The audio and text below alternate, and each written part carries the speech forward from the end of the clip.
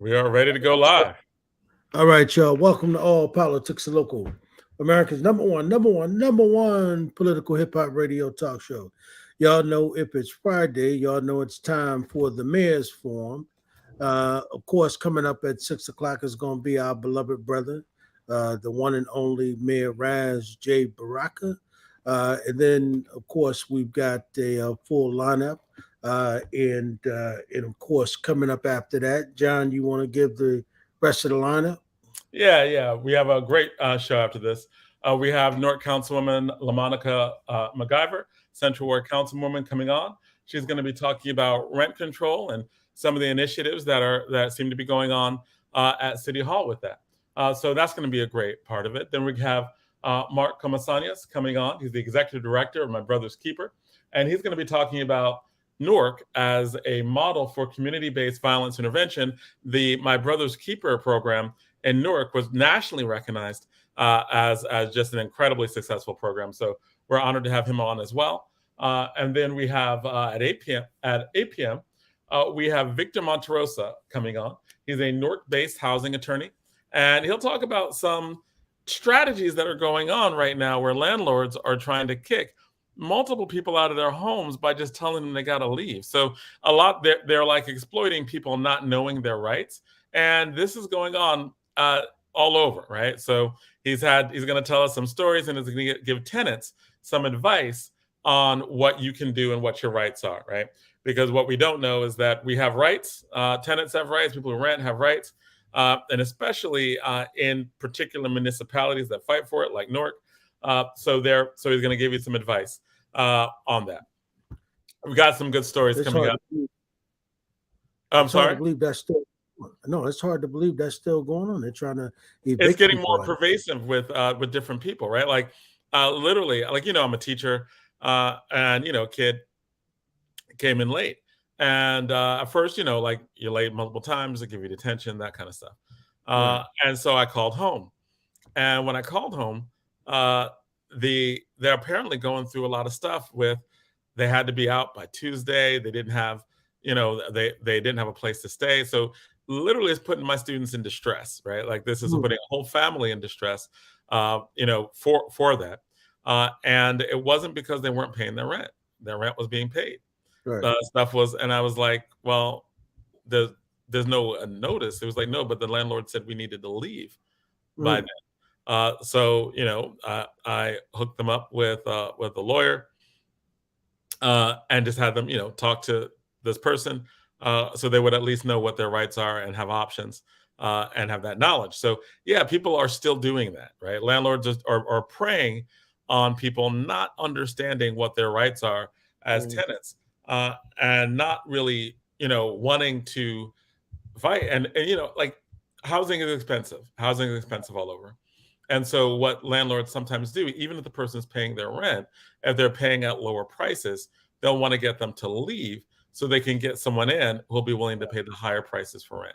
Right. And that seems to be like a theme that's happened multiple times to people that I know. And when this came across as well, this was random, right? Like when the parent of a student is like, hey, needs some help, needs some support, then that's a thing, right? So yeah, they're still doing that. That's going to, I think, become more pervasive, given the levels of housing and the housing stuff that's going on now. Everybody wants something for cheap, and there are many landlords who are greedy with it, right? Like it's not like they're not making money; they just want to make more. It's not like these people aren't paying rent; they just want them to pay a much higher rent, right? And so those are. Capitalism. You said what? Yes, absolutely. Hey, Zayed, how are you? I'll show you a bloodsucker said Malcolm X. Wow. Right. Well, listen, y'all know the mayor just popped on. Y'all know that, of course, his week was last week, but we had to change it up because of his schedule. But of course, the disciples flipped it with him, and so of course the mayor's here tonight to do the mayor's forum. So welcome everybody to the Mayor's Forum with our brother, the one and only Mayor Raz J for Joy Baraka. Hey, welcome. Good to be on here, brother. How's everybody? Good. Yeah. Summer's about to start. It's a good week. Yeah, one of our folks, Larry Ham lost his mom. Yeah. Yes. So, That's an amazing story. Yeah. It's an amazing story. A lot of folks don't realize that, and I always call him Ademo. Ademo was adopted. Yeah. Right. And raised by his adopted mother. Right. He didn't reconnect. He didn't connect with his birth mother until about 20 years ago. Right. And he looks just like her. She lived in D.C. all her life. A long time D.C. resident, right? And was able to connect with this boy of hers, who's become this this national social justice legend, right? And produced these on top of that legend, produced these these beautiful granddaughters, all of whom are doing quite well in their own right. So their reconnection was something huge to both of them, right? And I would say, as this is the Baba stuff of me talking now, right? That she was able to leave for the land of the ancestors in a space where she was able to reconnect with a child that, whatever circumstances she faced back in 1953, when she could not keep him, right? She was able to come back to him.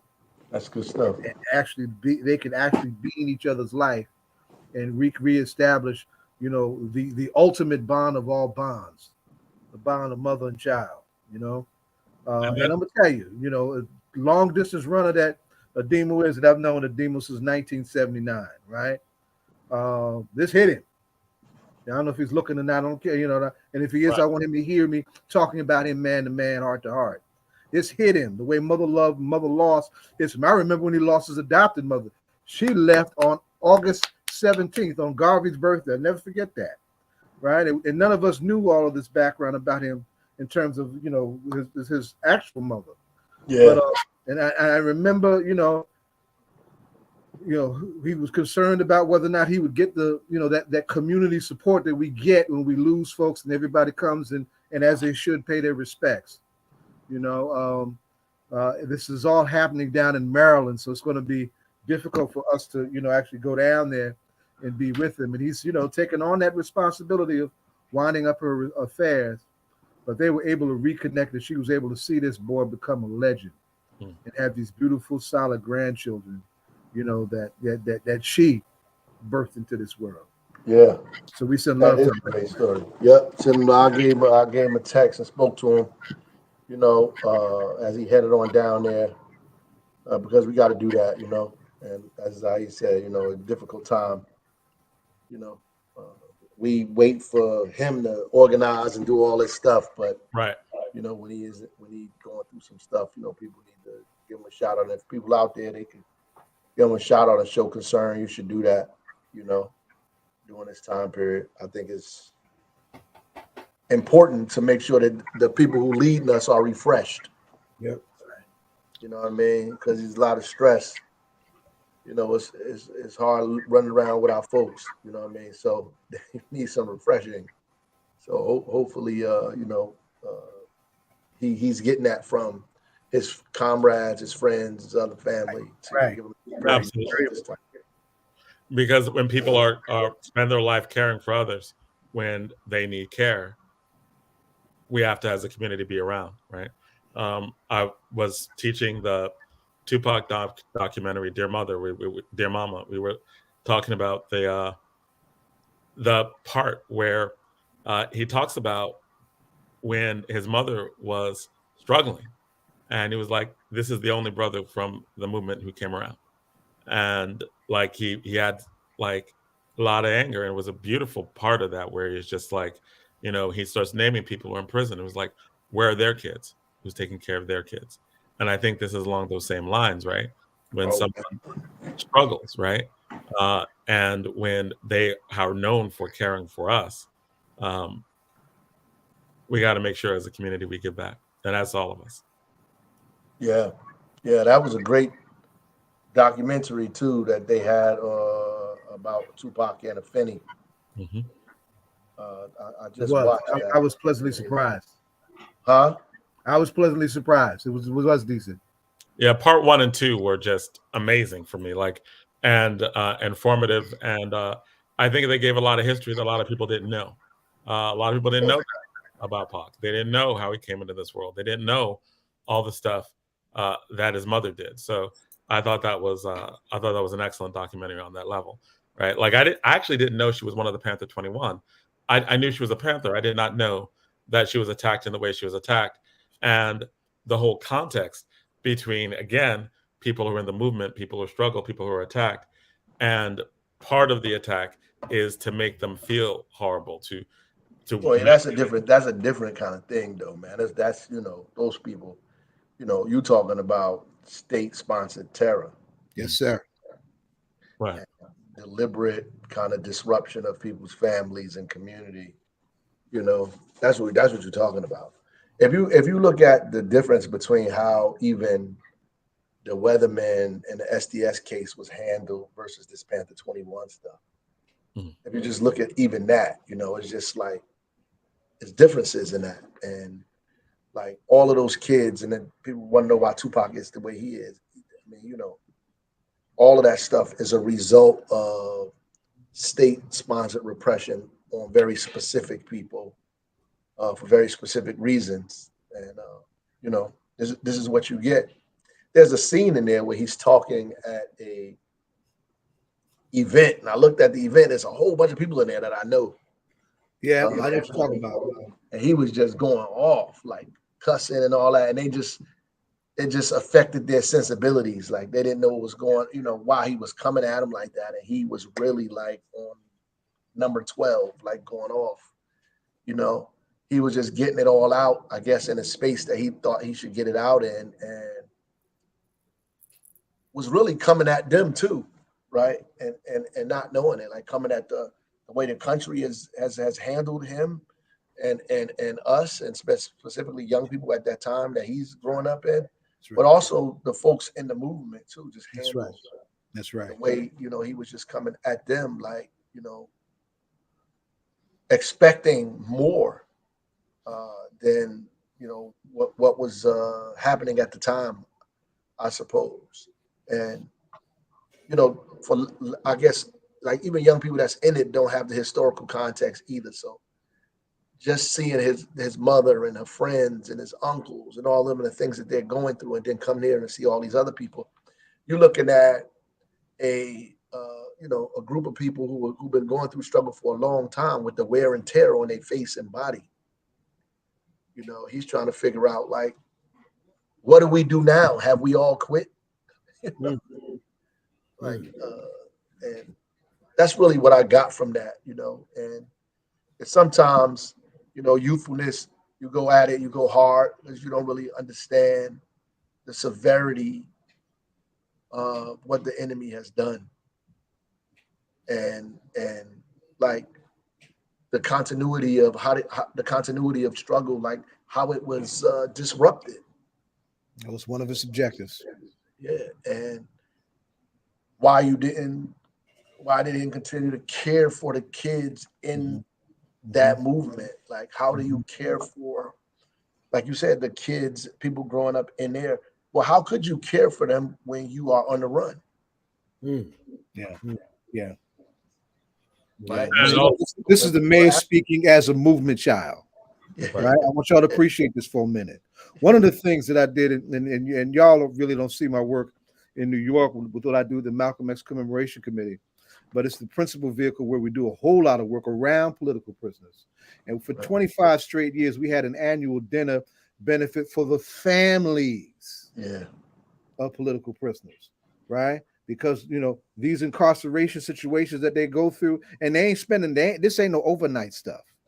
3, 4, 5 decades. Right. The disruption that it does to those families, to those mothers, to those spouses, to those children, right, is heavy stuff. And Raz, you could talk about stuff y'all had to face in the household with them coming at your parents in the house. Right. I mean, it's and the state is corny like that. And I'm just trying to be radio friendly, right? No, absolutely, brother. Absolutely. I mean, it's real. Like all of the things that even when I talked to Lumumba and we were just together in New York. You know, even when we converse and we talk about like he was talking about when they were traveling, even when Obama lifted the ban to Cuba and they went over there with his family just to see, what was going on, that, they were treated differently because his father represented Asada. Absolutely. You know what I mean? Like how all of those things like affect your family. Like it doesn't leave. It stays with you, and they make sure of that. So I mean, Tupac, you watch the video, to me it just like, it's clear why Tupac was who he was, how much anger he had, and everything else that was going on in his life, and what he felt and thought. He was thinking on a whole different level than most of the people he was around. Right. And that in and of itself may have made him feel isolated. Absolutely. Because of his viewpoint of the world was different than everybody who was around him. Even those people who claimed to be conscious or socially aware had a different perspective than he had because of the way he was raised and who he was around and what came. He understood the repression or the repercussion of the things that people took for granted in their speech. Right. That's right. Do you remember Lumumba Carson? Yeah. I know you do. That's why I'm saying that, right? And I mean, he struggled with that. Yeah. He had X-Clan and Black Watch. Yeah. Right. Most of the heads in that did not have that depth of experience and analysis, to deal with the kind of stuff that came with repping a certain way. Yeah. And then coming from a certain place, in your family, like that's Sonny Carson's boy. Right. That's right. And Yeah. we always questioned how his health just went like that. Not because we all doing trauma informed work now. Right. We look back at stuff and like, what was this really? You know what I mean? But that's something that he used to talk about, and he used to try and bring his crew up. Y'all gotta come up to get to what this really is. This is not just what we're wearing, and it's not just what how the microphone feels. With the audience. This really represents something that folks need, and some folks do not want us to have. Right, and be careful what you're talking about. You're taking it a place. This is all fun and games for people. This he understood it ain't just entertainment for some of us. Right. It ain't entertainment. It was social messaging, and like the result of what could happen. Look, my mother during the 1967 rebellion had to hide on the second or third floor with my brother and pray that the police didn't come upstairs and beat them. Right. I mean, my brother's perspective of the movement and the way he is and feels and thinks about the world and how his behavior is different than the rest of us because he was born in 1967. That's right. He was born in battle. That's right. In May of 1967. That's right. That's right. I mean? So he was born in May of 1967. He was a baby when these things were happening. My father was under attack. He was a baby when the Black Power Conference was going on, with all this stuff. He had more awareness. I was born in 1969, so I was still young. I was after the rebellion, all that stuff going on, but I was younger than him. So his clarity is a little different than mine. You know what I mean? He has a different kind of perspective. And that turmoil that was going on is in him. And so when you look at a conversation we haven't had in a long time. Yeah, and some of these young people, like they are adults now, you could tell where they were as a child in the movement based on the things that they say and how they respond to different things. Like there's some people who want nothing to do with none of this stuff. Listen, there were things you could not do that other children were able to do. Right. You just couldn't do it. Right. Like you couldn't just go to the park. Right. People were riding by shooting in the headquarters at my father's place. You couldn't just go to the park without security. I mean, when I was a kid, we had security in the basement. Mm. Right. So my brother's perspective of that is different. Like, so you couldn't just go to the birthday party at the place where they doing trampoline jumping and diving. That's not our experience. Like, we very rarely even had a birthday party. Never mind that. So you almost and if you into the world, like into what everybody else, you finally get thrust into all of that. The dichotomy of what your life was and what everybody else is doing, you almost feel like, they make you believe that you've missed something, that your parents kept something from you deliberately. That's right. That's right. So some of these kids' relationship to that is anger and resentment because they feel like their parents chose the movement over them. That's right. Wow. That's right. That's right. Some of us struggle. Some of our kids have struggled with that. Absolutely. Yeah. I mean, some live long enough and figure it out as they mature and get older and learn more about what came at their parents. But it's a process. Right. And that's why not without pain. That's right.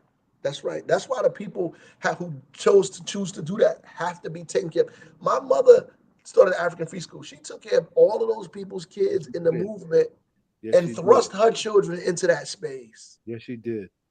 Right. So you are treated like everybody else's kid, like almost in that purposefully because of, you're doing equity and you're taking care of the community and all this other kind of stuff. But it's easy for children to become resentful. Right. And like, you sacrificing time and money. Like on a weekend, we have to go to the Free South Africa rally. You know what I mean? We gotta, be against Jonas Savimbi and all these other people.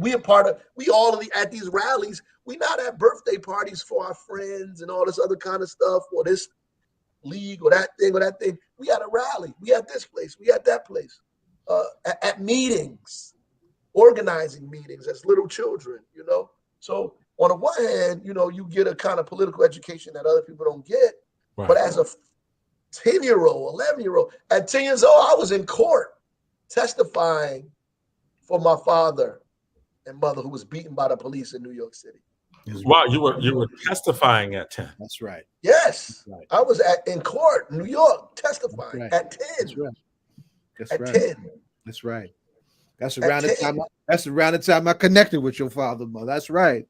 Some of us remember that real well. Oh hell. People don't really understand like the ramifications these things have. These people are demons, and like the things that were happening to people at that time. Like if you were part of any of those movements, you were at war with the state and at war with each other, because because of our confusion, we were at battle with one another. Mm-hmm. Like you had this group versus that group, and this group versus that. People pulling guns out on each other.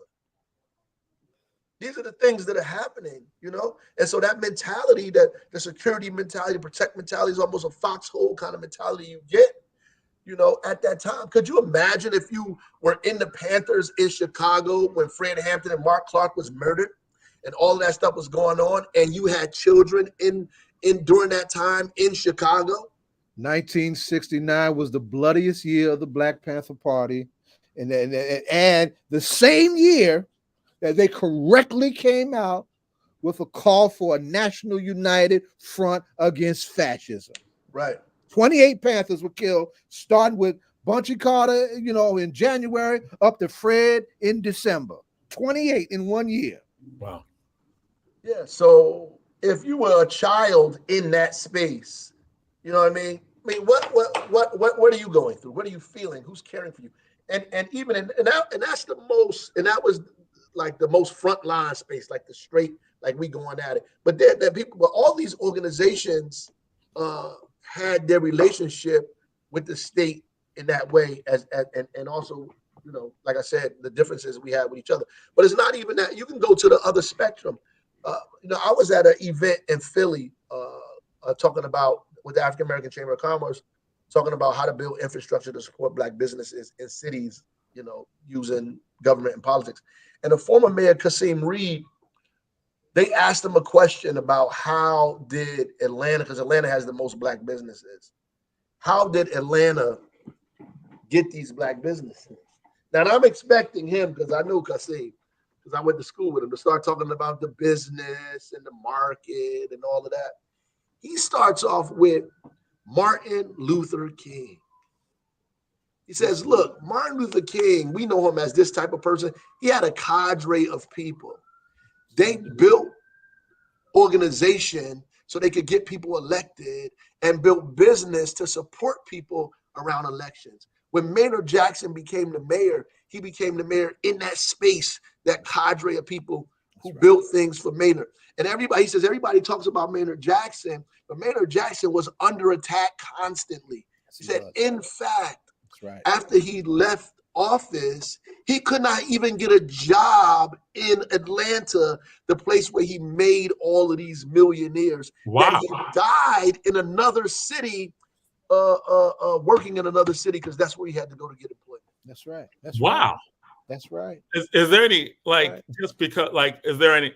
And the two elected officials in our modern history that we don't study that we should are Adam Clayton Powell and Maynard Jackson. See, and they show us how they studying that part. And the crazy thing is, like, the Atlanta airport is the busiest airport in the world. That's right. That's right. Not the country, the world. And I would, about 30 cents off of every dollar that goes in the Atlanta airport goes to black business. It is owned by the city, just like DPW or the engineering department. Atlanta airport is there.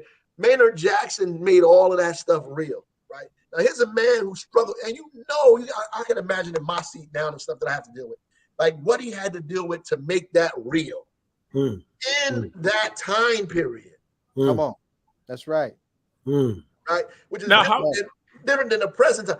Today, you have to at least appear sane. Like you have to appear like you want to work with everybody in a place like New Jersey, right? So, and then after doing that, not even being able to get employed in the town that you created, that's crazy. That's crazy. That's right. Like, how did, like, he made so many millionaires. Everyone talks about that. Yeah. I assume that he was loved and would never have to buy a drink again, when, like, would be hailed as a hero because of all, like, the whole airport. He's being held as a hero because he's dead. Mike dropper. Can you repeat that? Yeah. If he was alive, then he could, like, actually refute some of the people who say they were good to him. You know what I'm saying? All this other kind of stuff. That people have to actually do stuff. When you're dead, that's why everybody loved King, but when he was alive, they would separate themselves from him. Yeah, everybody did security for Malcolm, right? Yeah, everybody. Everybody Every Muslim was like, they was doing this and doing that. And like they weren't hunting him. But at the end of the day, that's what happened. He's not around, so it's easy for us to be like, oh, we love Maynard Jackson. Maynard Jackson's model is the model that works, and so forth and so on. But most black mayors talk about Maynard Jackson. They don't even know who he was. They haven't even studied anything or talked about him. From him to Harold Washington, these people were serious people. Adam Clayton Powell, like you said, these are serious people, and they make caricatures about these guys in TV shows and movies and all kind of stuff because we don't know the real story behind all of these things, and we should. And our kids, and the worst part is our kids don't know. Yeah. Right. They wouldn't even know these people's names. That's right. And when a mic drop, one, I just want to put a pin in something that you said that's important too. That caricaturing piece, right? Yeah. Everybody's just falling in love with this show, The Godfather of Harlem, right? So how you feel about the Malcolm? And I said, listen, the problem with The Godfather of Harlem is how they are caricaturing Adam Clayton Powell. Yeah, they are caricaturing. Absolutely. Right? They turn them to a joke. That's the problem. That's the real problem with the Godfather of Harlem. He was caricaturing that. Because they absolutely deserve that. They are romanticizing gangsterism and downplaying political activity. America. When the reality is that Bumpy Johnson followed them. They didn't follow him. That's right. Mm. And so can we talked about that he was chasing Marcus Garvey, first of all, before all that other stuff even got into that other stuff. That's right. I mean, this is a guy who when Fidel came to town and they tried to make him, they didn't let him stay downtown. He was able to stay at the Hotel Teresa because of Bumpy and other folks in Harlem and Adam Clayton Powell. Amen. You know what I want to lift up before, and we can continue on this vein. I just want to lift up something though. When you were talking about, your mother having to hide your brother, I want to lift up the fact that, when we all were growing up on Sterling Street and, in the Spirit House across the street, your mother somehow was able to make, while all that was going on, somehow she made all of us who were children on that street, who played, with your brothers and sisters, somehow she made all of us feel normal, even though all of that was going on. And that was just amazing how she was able to do that as I listened to you tell these stories. Because, I was a child, and I tell you all the time, I played house with your sisters. Right. In the Spirit House. Yeah. So, and just to hear that, and your brother and my brother played together. So just to hear that, I'm like, wow, this is amazing, because it just seems so normal. Mm-hmm. Yeah, and we have to, and that's part of the legacy. Even when your father, even back in the day, when Amiri would come in the middle of the street and he would, when he named all of the kids in the street, it all seemed so normal. When he would close off the streets, when all the kids were allowed to play in the middle of the street because of the organization, the BCD, and all of the brothers would protect all the young kids. They made it all seem so normal. But guess what? That's our respect. That's where we should be going. That's what we should be trying to make normal. That's the normal we should be trying to create. And that's why those lessons, that's why that legacy, and that's why appreciating that and really unpacking that for what it did for us and what it can do for us is so important. That's right. No, that's real. And we got to have these real discussions about these things. And like somebody just put up here, there's a reason why they don't want our kids to know this stuff. That's DJ Rhino chomping in. It's because it's not that the stuff is like problematic or subversive or anti-American or unpatriotic. They really don't want you to be aware of your condition and who you are, because it might incite you to begin to do some stuff that you need to do, like for yourself, for your community, to build, to do all kind of other things. And folks really don't want us to have these conversations. And honestly, we have to have them because it's therapeutic. Yep. For us, for our community. Exactly. Our community needs mass therapy. That's right. One of my students, when she was watching the documentary and was hearing Tupac, and she was like, yo, man, like PTSD, like, did they talk about this? Like, she was literally talking, because the thing I like about this generation is they're bringing up issues of mental health like we never did.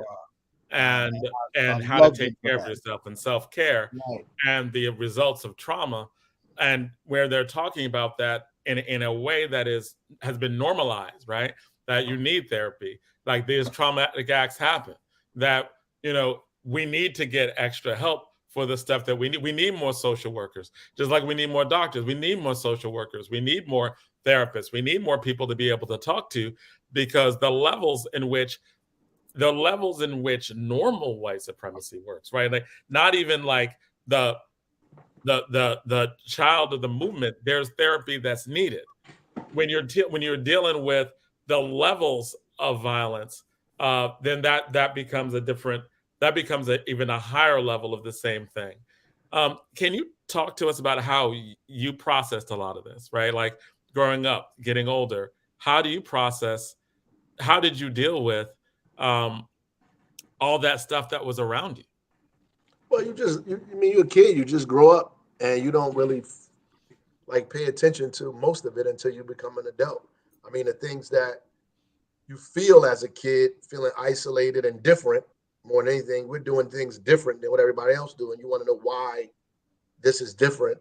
And the fact that you're on alert more than everybody else, you're really trying to figure that out. And then you become an adult and you get an understanding of it. Then you have to make a decision about where you are with that and whether you think it's worth it or not. And then you have to have, like you said, like we talked about, we need to talk about it, because the kind of therapy that's necessary to really get this stuff out and talk about it so you feel normal, that you didn't feel okay in them times. And it's okay. It's like a normal reaction not to feel okay in those particular situations, because sometimes you feel like you wrong for feeling uncomfortable or scared or like angry and all of these things, which happens,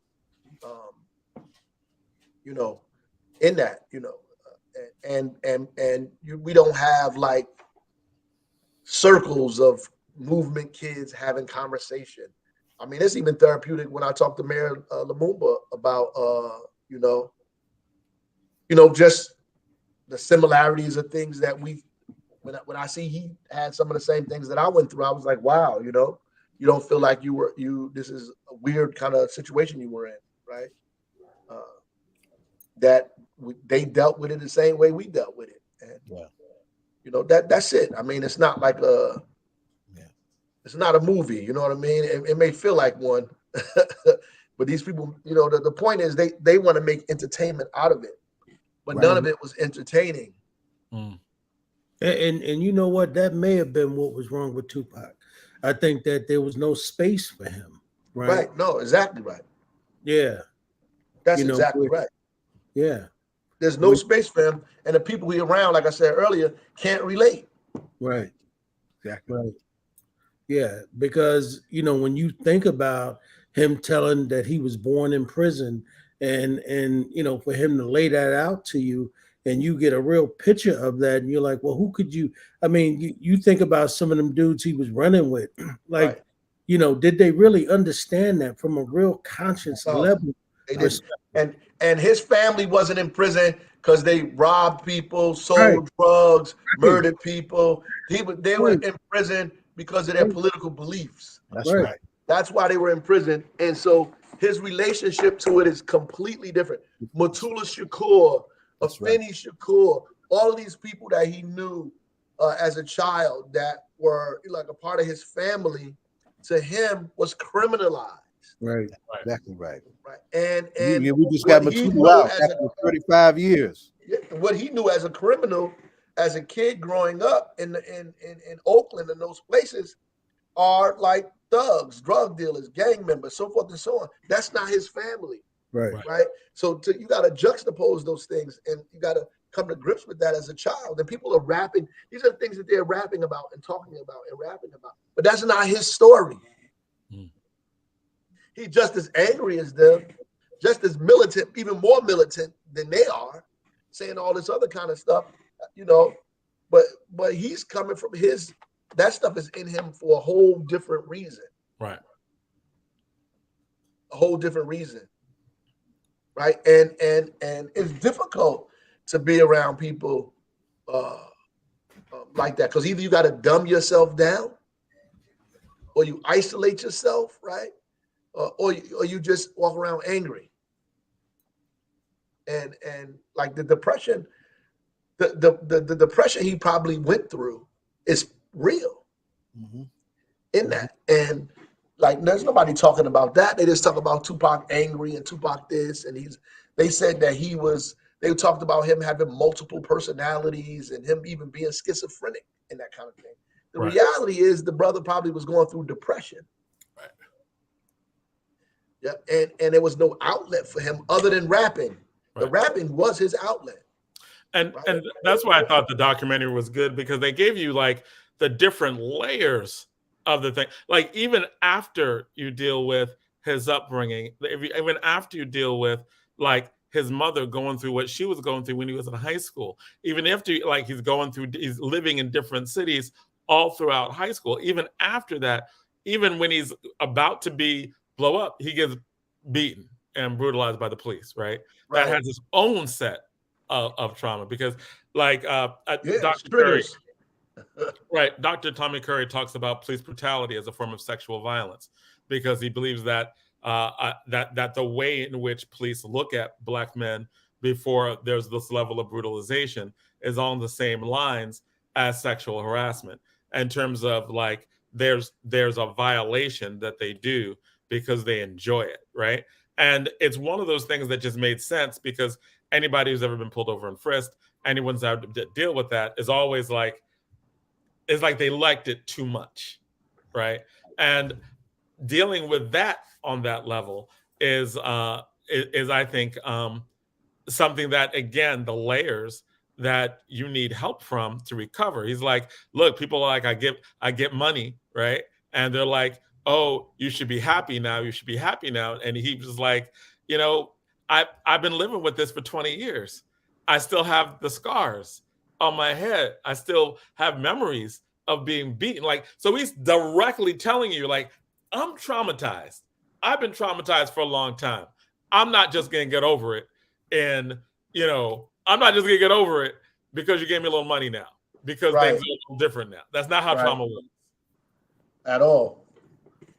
At all. It might help you mask it a little bit, but that's really, you know, it probably further isolated them, honestly. But, you know, you get higher up in those places, people more money, more problems. Yeah, they want to deal with it less.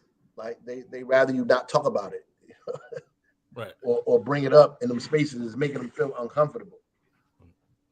And you know, that's everybody that like significantly went against what was happening had a repercussion. That's right. Had a price to pay. Long lasting, had a serious price to pay. Mm-hmm. And it's just real. Like people could pretend that didn't happen. You know, folks could like argue that this isn't like, but everybody that, you know, decided that things should not be happening this way had a price to pay. Right. And that they were going to actively do something about it. Right. Whether it was through their music, through their, you know, artwork or political views and statements, their activism, you know, whatever part of the, you know, the world that they decided to engage, like the repercussions, the pushback is hard. It's hard. Like, look, they were murdering people. Right. So that level of trauma is different. You know what I mean? People were getting murdered. They were killing people. These people killed King X, both Kennedys, went and removed every leader in Africa. Every single one. You know, these people were not playing. You know, they went at the Panthers and everybody else. They isolated them, you know, chased them out of the country, jailed them, murdered them. It was a serious response. So the difficulty in organizing and doing the things we have been doing now is it's just not attributed to people's inability to do specific things. You're saying that what's going on now and the ways in which fallout. Yeah, like so, this is real, and the problem is we want to move forward and pretend that none of this stuff happened, or show our strength by just picking up and going at it. Like people would say, "Oh, we so strong."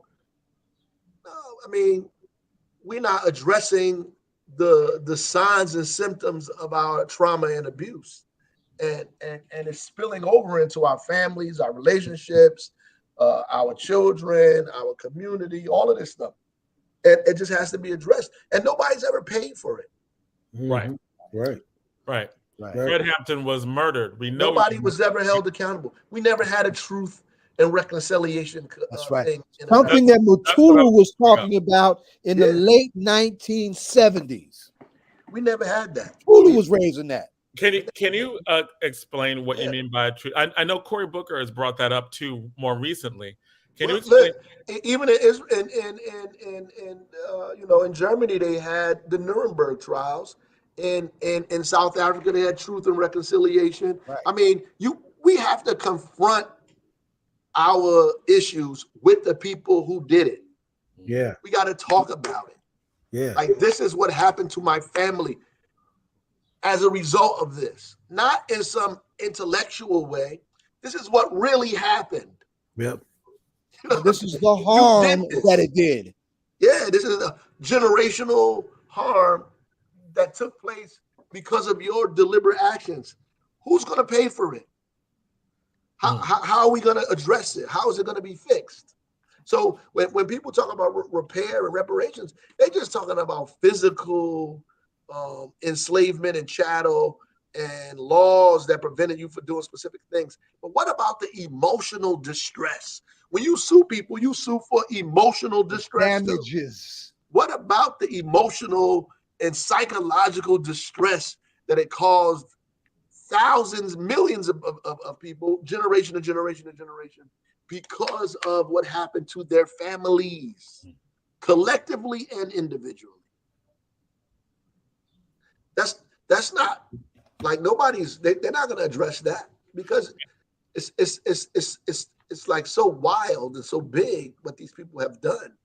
Like, and nobody's even apologized. You got a couple of states here and there. The legislature say we apologize. I think one of the presidents might have done it before, but it's no official, real truth and reconciliation. This is what, because you know why people, they're not going to do that, because if they admit it, then somebody's got to pay for it. Right. That's right. That's absolutely right. It's interesting because, like, in New Jersey, every time, like every few years, there will be demands and a reward raise for Assata, and there'll be more demands in terms of Cuba return Assata, and no one wants to deal with the fact that the levels of persecution that existed before that made them flee. Right? Nobody wants to deal with the levels of this brutality on the New Jersey Turnpike. They took them to the whitest, richest county in the state to make sure they were going to get a conviction, and kept her in the basement, in the bottom of a male facility while she was on trial, right? And when they moved her around through the system, she was constantly being threatened inside, not just by guards, but by right-wing white supremacists in prison. Her life was always a danger. There was a reason why she was liberated. Right. That's right. Cory Booker called for a Truth and Reconciliation Commission. I hope he continues to press it, and because I think that there's or a Truth Commission, because I don't think that people. My students didn't even know about COINTELPRO. They didn't know about any of that stuff. They were shocked. I think the documentary is amazing because it gives two levels of history. It gives history of things that were going on in the 90s and things that were going on in the late 60s. And it parallels both of their lives to be able to allow kids to know that they don't even know stuff that affects that's going on then right now, that affects them today. That's right. That's right. But you know what though? I think that's great. You know, we talk about it here, right? But I don't think that, you know, us waiting for other people is really the right, you know, call for truth and reconciliation. And the mayor just said a moment ago, this is not a conversation other people want to have. And I think that if we continue to wait for those who really don't like us, really don't want to see us progress in this country, and we're waiting for them to have a conversation, I think we just have to have these conversations, right? We just have to put them out there because young people don't really know this, right? And so, you know, and just like we are saying that Pac never really had the kind of space where, you know, he could really express himself, and that people who were out there committing crimes and being raped and all of that, you know, that wasn't who Pac was. And so, and when you listen to children who were the movement children, you know, and you think about the price that they had to pay because their parents were on the front line for that. And even, you know, and y'all know, and man, I would say this even if you wasn't here, you know, it's difficult to be friends with you, you know, because when people say things about you or say things publicly, you know, we got to act like, right. Yeah. You know, we have to act like, yo, you know, we know you're a public figure. We know who you are.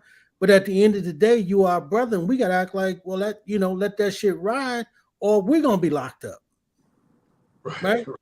And that's just real talk, because you know, and I think that, you know, that's why I think that we have to have the conversations, right? And we have to do something about it, man. You know, well, I agree with you. I think we do need to have the conversations, but we do need to put pressure on these people so they can have a conversation about it, right. you know, for the sake of democracy, because they have to really address the fact that this thing happened, and really be responsive to what they've done. And those folks who say that they weren't around when it happened, many of us weren't around when those other things happened, but we are still experiencing the fallout from it. That's right. That's right. And you are still receiving a benefit from it. Yeah, they are. And the relationship is different, and so we need to express. And it doesn't matter if you were around or not.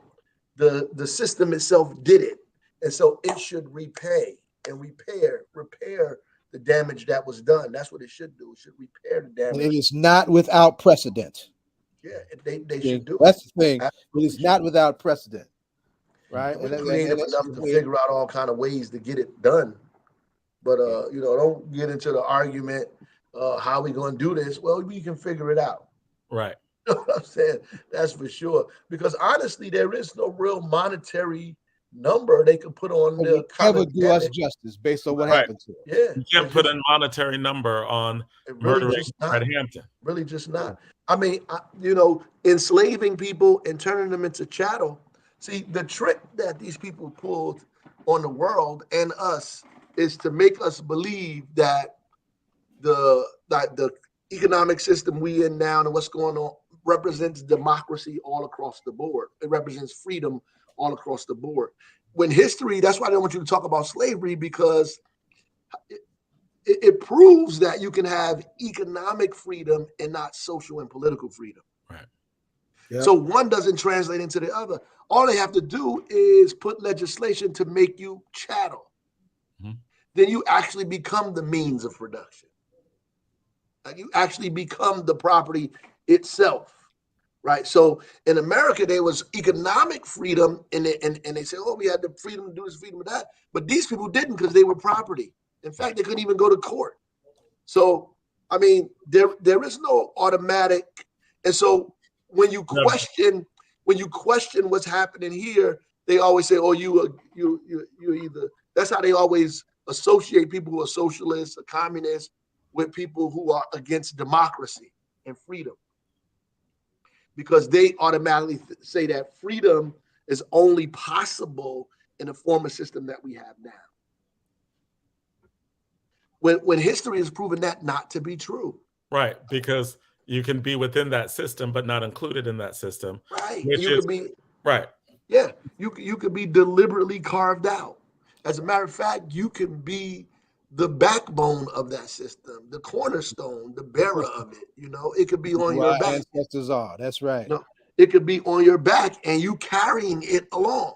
That's what happens, right?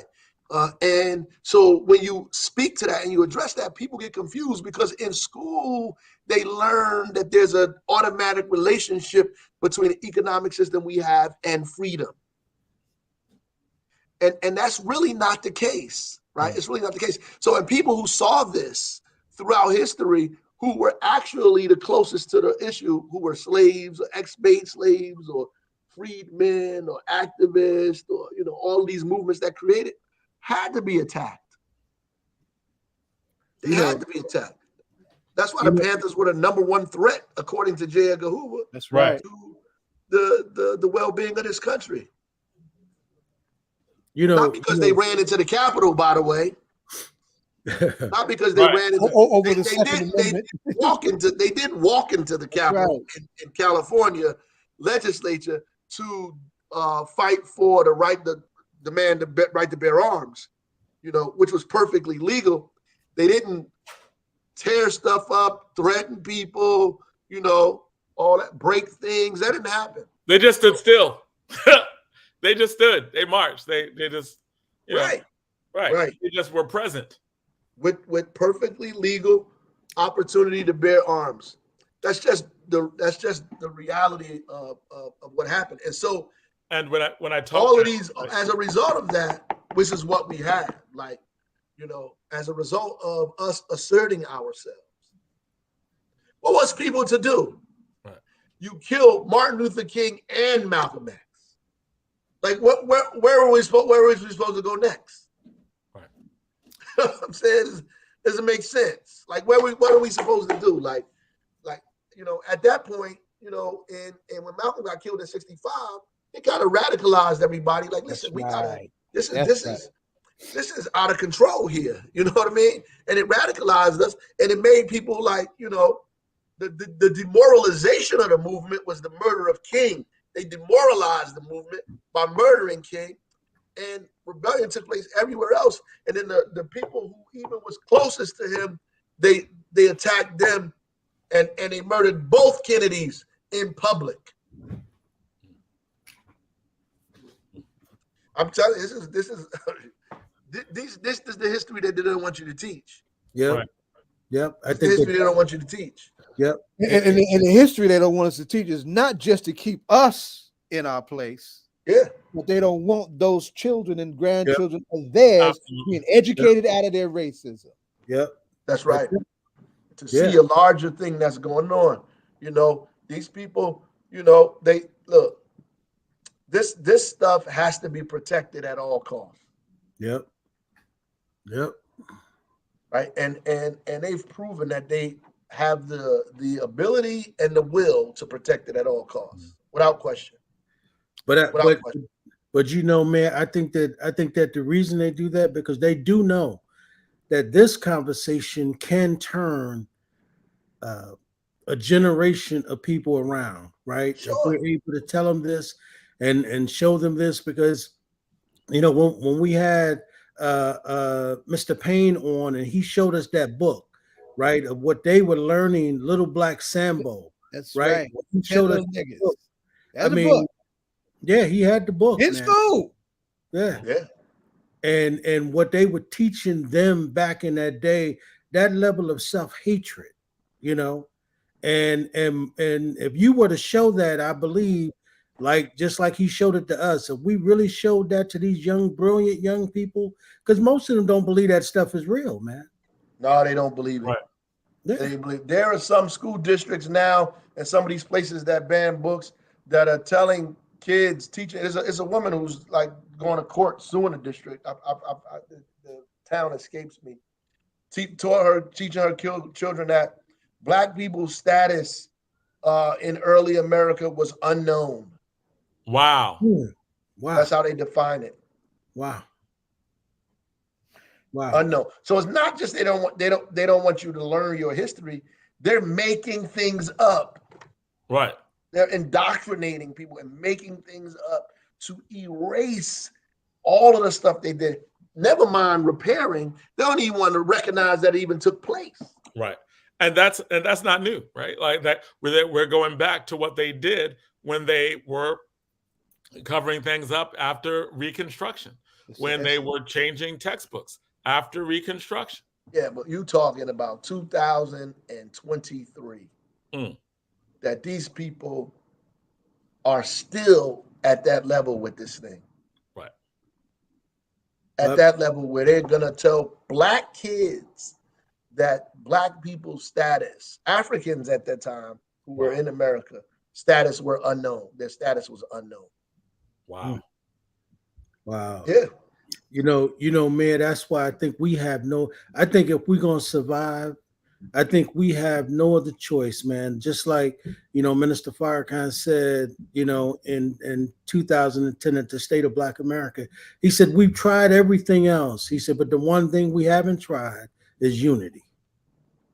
And I think if we're going to survive, we got to do that, man. No, without question. We've attempted it many times over the years. We've attempted it, whether it was Gary Convention in 72 or convention movements. We've attempted it many, many, many, many times, brother. Many times. It gets disrupted. Yep. Many times by people who resemble us.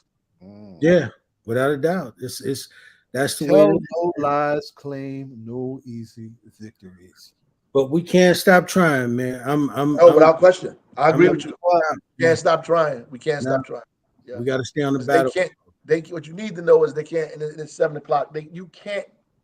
They can't win without internal weakness. Like there has to be something structurally wrong with the wall in order for the water to break it down. Right. That's right. It has to stay on it. At the end of the day, like water around the boat is not going to make the boat sink. Right. It's a hole in the boat that allows the water to get in that causes it to sink. So that's the reality of it. If you look at every liberation struggle on the continent in South America, in the world, every single one of them, there is somebody inside of there who causes the division, the rift, and internal fighting that creates the destruction, the overthrow, the coup, the murder, the isolation of the movement. Every single one. That's right. Counterintelligence requires complicity in the inside. Right. Every single one. Well, before you go, I got to shout you out because I am absolutely biting what's left of my teeth on that shirt you're wearing. That Regal and Dinkra symbol shirt in black, you killing that. Thank you. I appreciate it, brother. I want to go hunt wherever I got to go hunt to get me one. It's my man in Ghana, brother. I know that's right. Yeah, you make it. Yeah. Well, man, listen, man, we want to give you the last word. If there's anything you want to say, man, but I appreciate you guys, man. Like I said, this is therapy for me. Like I appreciate getting on. I really look forward to it because I get to talk about stuff. The reporters don't ask me these questions, brother. I get to talk freely about the things that I think that I want to say on my mind that I don't get to talk freely about in other circles. So you guys provide an outlet for me, and I appreciate that. Well, we appreciate you, man. Yeah, all right, we seek. All right, man. Peace, Next brother. time. Peace. Yes, sir. Peace. That was one the mayor's on all politics so local, and again, every time we have the conversation, we always get an education. Didn't know where it would go, but that Tupac documentary, that was real powerful, right? I'm trying to get some of the folks who were involved in that here, right? Now, because it was so popular, some things got to play out in some of the spaces that they occupy. But I'm trying to get Jamal Joseph. I'm trying to get Brother Watani. Trying to get Aisha Obafemi. I would go back with Aisha's mother and father. Aisha did a biography on Pac, and she was in Black Watch. She was in the New African Independence Movement. She was one of those movement children, but I haven't been able to pin her down. She's still down in Atlanta, and is still in the entertainment industry, right? Bad little system. Very proud of her, right? So we're working on that. I'll try and get that in. Before we introduce the council president, I just want to say, when the mayor talks like that, I don't know about you guys, but I almost need to debrief myself. You damn right. Fair. That's true. Because some of the stuff when he shared that, I struggle not to be angry, right? Because I know that's not going to benefit me. But I struggle with it. That's why I say I almost need to debrief, right? Because people don't really know him like that, right? They know the public. That's why I said that, just like it's hard to be friends with LaMonica, right? When people attack her, people that we know and love, and when people do that to them, we have to remember that they're public people and step back. But when he talk like that, because we in this thing, man, it's rough, man. Well, your reaction is a little different to mine because I'm a debate coach, so I like the arguments. I like the conversations. We can always work it out and resolve it. So, I'm always one to jump into the fray. I just can't help it. So, many people around me, in terms of the coaches or people I deal with, we have conversations about what they think is going on, and I'll send them different places because to me, it's all about educating. If you're an educator, you got to educate. Especially when people are very, very wrong about stuff. So and that's one of the things that's missing in media nowadays. And for all of its limitations and whatnot, that did exist in the 60s and the early 70s. There was debate, right? Malcolm's legend is one of the things it's built on, was him coming out of a debating experience in the Massachusetts prison system. Right.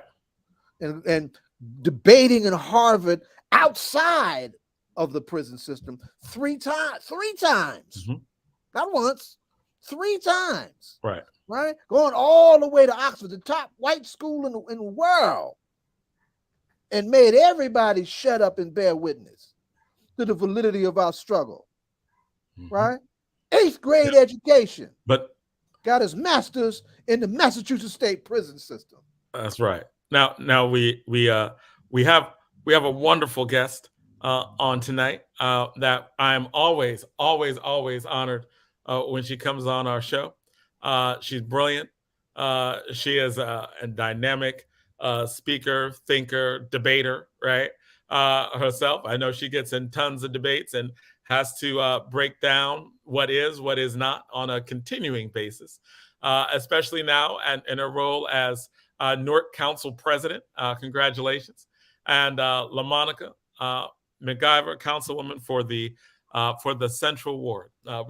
There's a lot that to talk about, but I want to talk about housing. I want to talk about rent control. I know that there's a movement, a policy that is up, that is being debated, that is being talked about. Talk to us. What's going on, especially when we're talking about gentrification, people moving out. We're going to have a housing lawyer on later talking about the ways in which people are trying to get around rent control, right, to move people out. But I want to hear about your proposal, or the proposal that is in the city council, what you think about it, what's going on. I just want to correct you or something. I don't call LaMonica a guest on this show, brother. We need to have her on more regular. Right. She's our sister, you know what I mean? So she ain't no guest here, man. And LaMonica but me and Andy are warriors. We get down like that. That's okay. I was gonna say I haven't been on in a long time. It feels like, though. I definitely longer than I've liked, to stay away from the show, but I'm happy to be on with you guys. It's great to always see you. It's great to always be here. It does always feel very at home here, Ed. So thank you for that. So definitely jumping right into the conversation right now, there is a current piece of legislation that we have before the council that basically offers protection to Newark renters. As we know, more than 75% of Newarkers are renters here in the city, and they are rent burdened. Many people are paying more than 70% of their income on a monthly basis for rent, and definitely seeing rent increases happen rapidly. So right now, because our newer construction here in the city, newer buildings, they are exempt from rent control. The state allows them, the state allows them to fill out a rent exemption that they have to do through our rent control office, which allows them to be exempt from our current rent control laws that we have here on the books here in the city of Newark. And because of that, they basically are like Rambo out here in these different locations, raising rent rapidly. I mean, we've had so many cases come to our tenant legal landlord. We have a tenant legal office in the city of Newark that was probably created about 2 or 3 years ago. It started out as a pilot, and now the office is overburdened with so many complaints, so many illegal, which I'm sure Victor will talk about a little later on the show. But so many different cases come to us. A lot of people who move in an apartment, they start off, you get a lease, you're paying $1,500 a month, or you're paying $17 or $18 or whatever the case might be. Within the year, a landlord will give a tenant a lease renewal and say, hey, the rent went up, it's an extra $500. There's an extra $700 you got to pay, in 30 days. This is going to kick in. And those are unconscionable raises that we see we see in the city. And the mayor, of course, through a lot of work that we've been doing through the Equitable Growth Commission, through the different housing advocates, of course, all being led by our mayor, we find that to be crazy. Like, and we have to do something. Like, we can't just sit around and just watch people continue to go through this. Or like right now, the city has a moratorium still on for rent increases. And many people hold on. have Time out for just a second, right? Because I live in the city and my rent was just increased in April. You're saying the moratorium? Correct. Correct. Wow. Correct. There's a moratorium basically go punch still your landlord on. in the face. In court. I didn't say that. In court. I didn't hear the whole sentence. Wow. So yes, in court. Yeah, so basically, a lot of people have been asking for us to raise the, to lift the rent moratorium on. It went on when we were dealing with COVID. It's been on since then, and people were dealing with so much with COVID, out of work, different things of that nature. The mayor signed executive order to hinder landlords from raising rents. In the midst of that, a lot of people are begging now, like, hey, we're out of COVID. A lot of, landlords are like, we need to raise rents. We haven't. I mean, those who've been compliant, right? They are, begging to, to raise rent. And so far, and when we lift this, people are going to raise rents as much as they like, if they're not in the rent control, unit, which is, many parts of the city. Like, not every building falls underneath rent control. So basically, this new ordinance, hopefully will protect a lot of our Newark residents that live in new construction, live in a lot of our luxury high rises. Just because, like, I choose to live in a luxury high rise, and I'm, paying. Say I come in and I'm paying $1,800 for a studio, right? And I'm a young person. I'm a Newarker. I'm from Newark. I'm working. I make decent money. You shouldn't be able to tell me, like, in a year that now I got to pay an extra $700 or $600 or whatever increase you want, because at some point I'm not going to be able to afford to live there. Like, I have gotten no raise on my salary. I'm making the same amount of money, and you're like, here, pay more. Like, it's crazy. And we have people who live in many of these buildings as well who are low income. Many of them are complying with IZO. They're on restricted incomes. They're living in the low income units. So this new legislation will help put some additional protections on those new properties. Okay, so I didn't even understand that, right? Like, about the new property development, right? I believe, Zaid can correct me if I'm wrong. I believe we had Charles Barron on about a month ago or a few months ago, and he talked about the way in which they dealt with it, and I believe Brooklyn, right? And what he says is that East New York, for something to be built, they got to approve it, and they have to have the conditions by which if you want to build it, then no one says, just like you want certain freedom, then the city has certain freedom too. If you want to build it here, you will have to abide by these terms. These terms are, you have to abide by rent control. Here's what you need to do. Here's the cost. Literally, he said, if it would cost more than X amount in order for rent, you would not get the approval to build. And they go back and forth, and then that commission, the people they had, would allow them to build. Why were they ever given exemption? Like, how can the state tell Newarkers who can build without exemption? Do we have any say in that?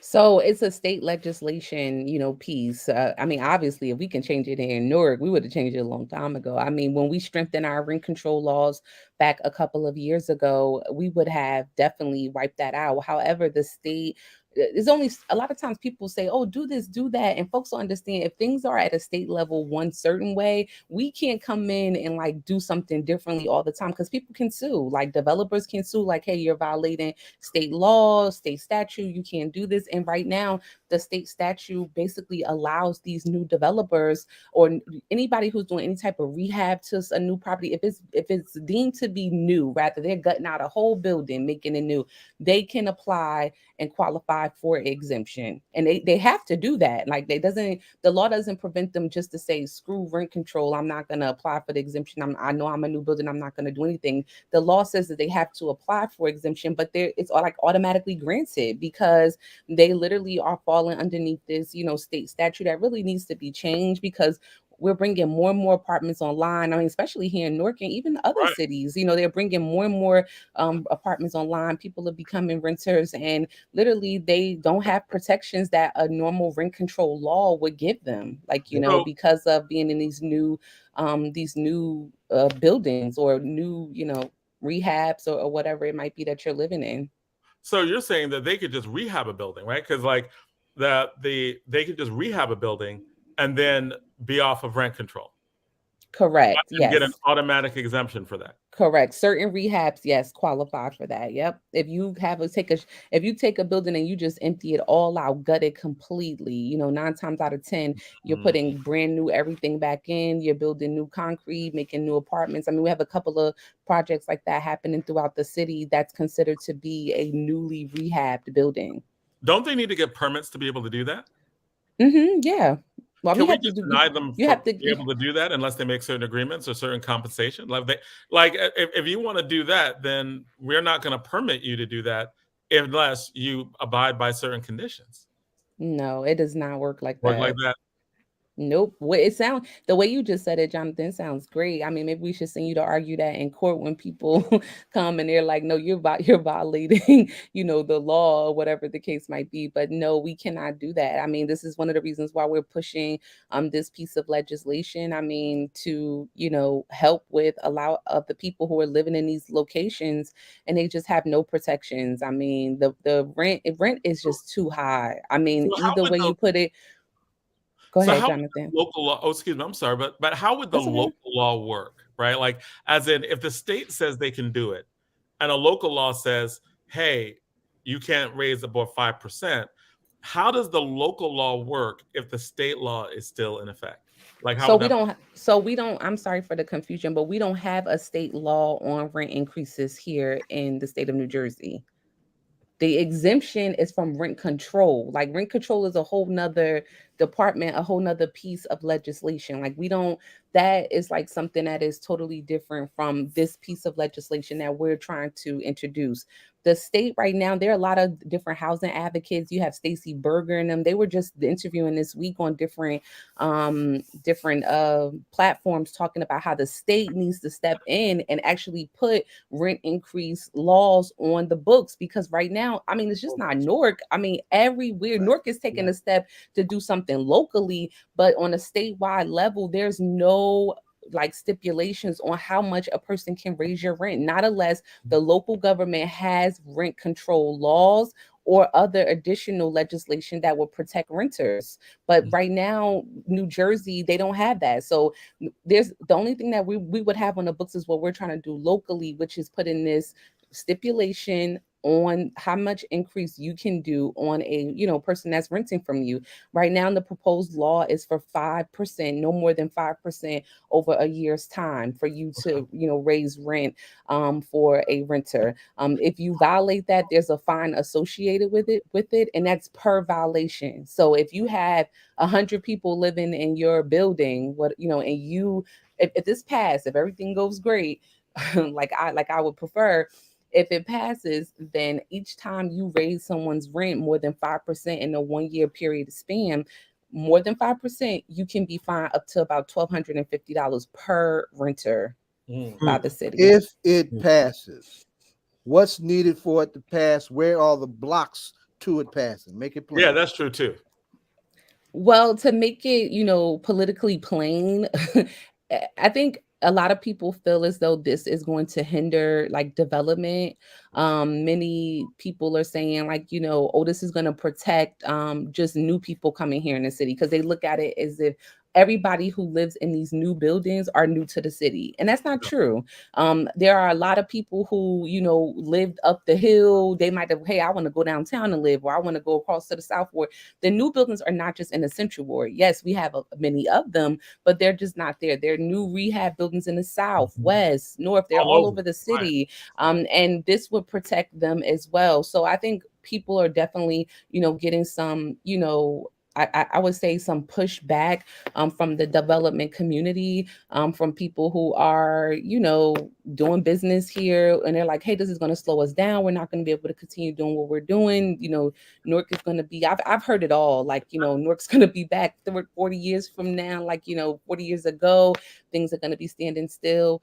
And really that's kind of like the pushback, but I would say like the majority of the council, it passed the first reading, like, it passed this week. And we're looking to bring the second reading back, which will be open to public participation. The public can come, and it's going to be June 7th. I think is the next council meeting. I'm going to make sure I get it right so I can give it to you guys. Well, people But should June, be calling and writing every single Absolutely. city council person. correct. What's the name? What's the name and number of the bill? Come on, let's get this right. That's true. Yeah, so it's definitely the rent, the unconscionable rent ordinance that we're calling it. And the next council meeting that is going to be heard at is on June 7th. That's Wednesday. It's a day meeting at 12:30. However, residents can write council members. They can, write the administration, show their support, but really it's the council, because we are, the determining factor if it's going to be passed or not. And people should do that. Like, if you support this, and we need your support, I always tell people it's not all about always coming out when you don't support something. Like, come out when you support something too. Yeah. And I think folks just like to come out when they're like, oh, I don't like that, like, Right. we gonna come out and speak. No, come out. If you like this, come out and write a letter and say why That's you right. support Don't let nobody punk out Yeah, who can make this happen. correct. But let me ask you a question. So two things. What's to prevent these guys from, say, paying that fine, and since they can raise it ever how much money they want to, what's to stop them from paying that $12.50? Serious question, Ed. Go ahead. That's a serious question. I mean, nothing. I mean, they would be paying the fine if they got enough cash flow to have a violation for raising rent for all of these people. It depends on how many people you got in your building too, because $12.50 times 200, 250, 300 residents. I mean, I don't know who want to throw that type of cash out, but at the end of the day, I mean, we hope that the fine, hinders them, and not to mention just like bad business with the city. Like, I mean, you want to, grow here. You want to be a great partner. You want to be a great developer here, supporting our city initiatives. And for you just to go and say, screw the city, and I'm not going to abide by this. I mean, that puts a bad taste in people's mouths. Like, so I'll speak personally to me, but for me, doing business with these people. I remember Zaid, and just let me say this, John. I think you remember Zaid when the mayor was here. We were having this conversation, and he was saying that he was telling us what the AMI is in Newark versus the AMI in the state. And he said one of the problems is that they based that AMI based on the state when they're talking about New Jersey, when they're talking about Newark. And he was saying that's the problem. You know what I mean? That's the problem. Because the average income in our city, right? He said was 23,000 and not 37,000. That's right. Yeah. Right. That's right. Yeah. And that's a problem. Yeah. That's right. And if this does get passed, right, and they raise it, like Zayed asked, if they raise it, then people don't have to pay it, and they're not going to be able to get evicted because it's actually the building that's in violation of city law. So would that be an extra layer of protection? Like, you can raise it, but if you're raising it, they know they don't have to pay it. They could just report it and you get fined. So is that how it would work? But John, some of my people don't know that. Well, right, but I'm saying, if they knew, is that how it would work? Right. Correct. I mean, definitely someone would, if they do try to be, a landlord can push through with going through eviction or tenant landlord court. But it's when you get there with the judge, you're telling them like, hey, what I'm here for is not even legal. Like, they tried to raise my rent. The city doesn't allow them to do that. That's why we have our tenant legal office as well, who's representing over 770 clients right now with different, violations of representing tenants. So all of that would play a part into that. And I think, people will definitely have some stance to stand on if this particular law, doesn't get challenged in a higher court. I'm going to tell you something, LaMonica, this is probably one of the most important conversations that we can have. And I think we're going to have to take this to the community. right? Because you know a lot of our people are not going to get this information even when you guys pass this on June 7th, right? Because these landlords are and you know are probably still scared. Because John was just saying, you know, he had a student who, you know, had they rent or they were evicted. Was that what happened, John? Yeah, like like I made a random parent call and found out the parents were being bullied by their landlord, told them they had to leave in a certain time. They didn't think they had any choice or any recourse. And you know, I connected them with an awesome lawyer who, you know, talked to them. And it was like it was just like they didn't know that they had any rights. The same thing potentially happened to me, right? Like when they were like, you have to leave your apartment in 30 days because they wanted to do the whole building rehab thing and increase rents and rent control. And I'm like, is that a suggestion or you know, or a command, right? And you know, when I had the lawyer who was here, same lawyer was, they were like, it's just a suggestion because they can't, like, I pay my rent on time, all the other stuff, you just can't just be like out. And so, but I realized that's happening more and more and more in terms of the greed that some people have, and they don't have real consideration for people's actual lives. Because there's this woman and her husband who are struggling to find a place for their kids. Their kid is late, their kid is traumatized, right?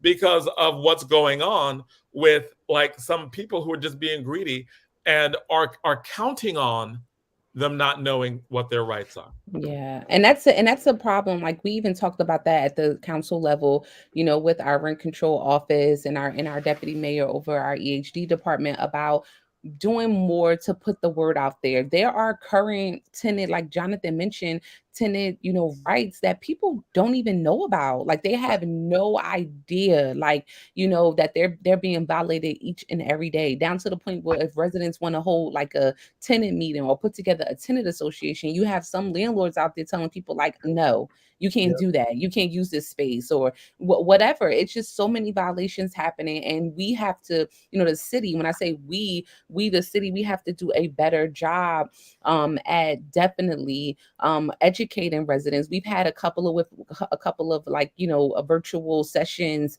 where we have Facebook Live with ICC and different other you know, housing advocates, but we have to put more information out there. We have to educate our people. And that goes for all of the things that are already on the books and what's coming, because at the end of the day, it won't matter if folks don't know. Like, you know, it'll matter, but it will matter more the more we educate people in our community about what their rights are.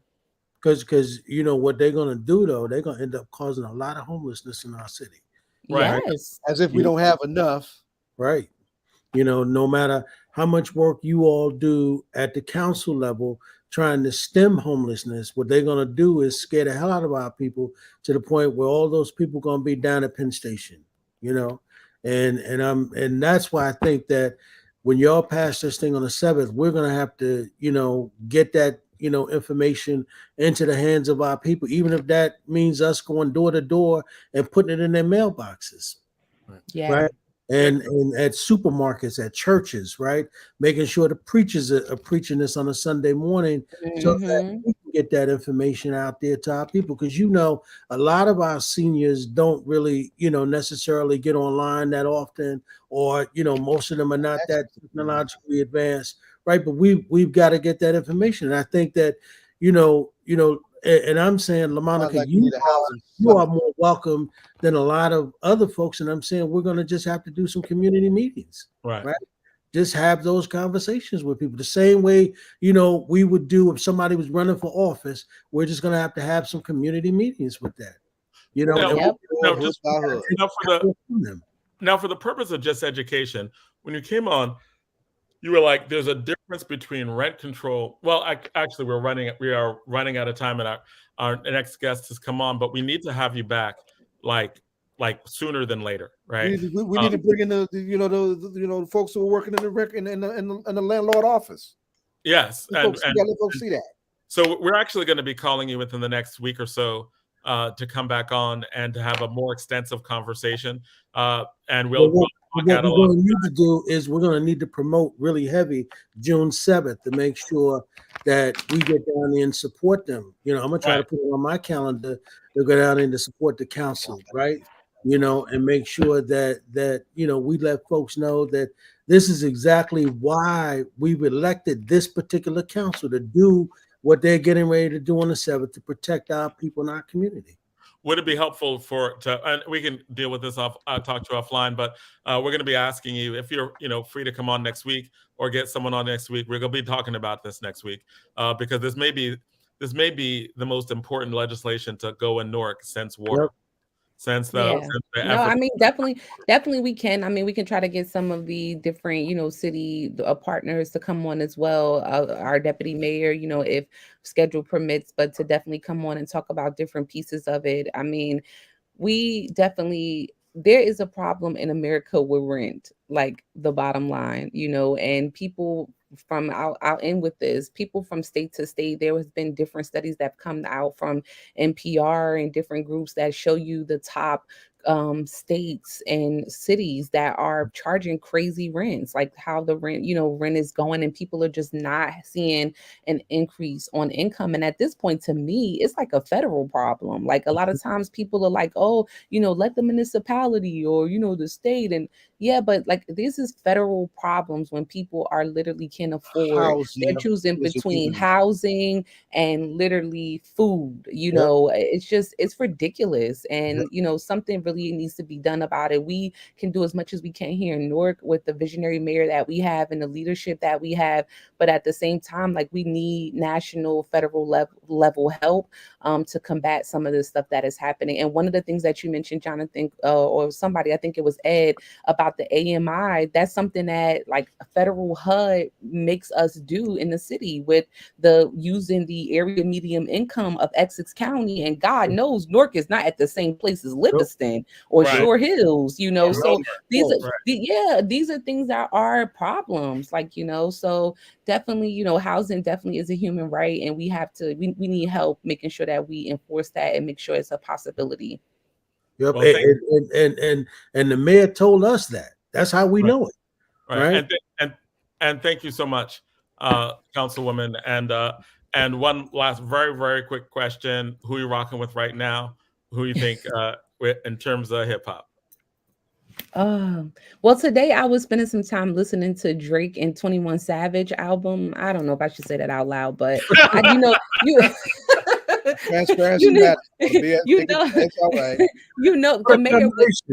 First of all, the mayor would hate that I said that because he's like, "Why are you not listening to KRS-One?" I'm like, "Mayor, like I'm listening to Drake and 21 Savage this week, so I was playing that album today. I like to have a little diversity in my listening queue, not everything before the 1990s. So definitely."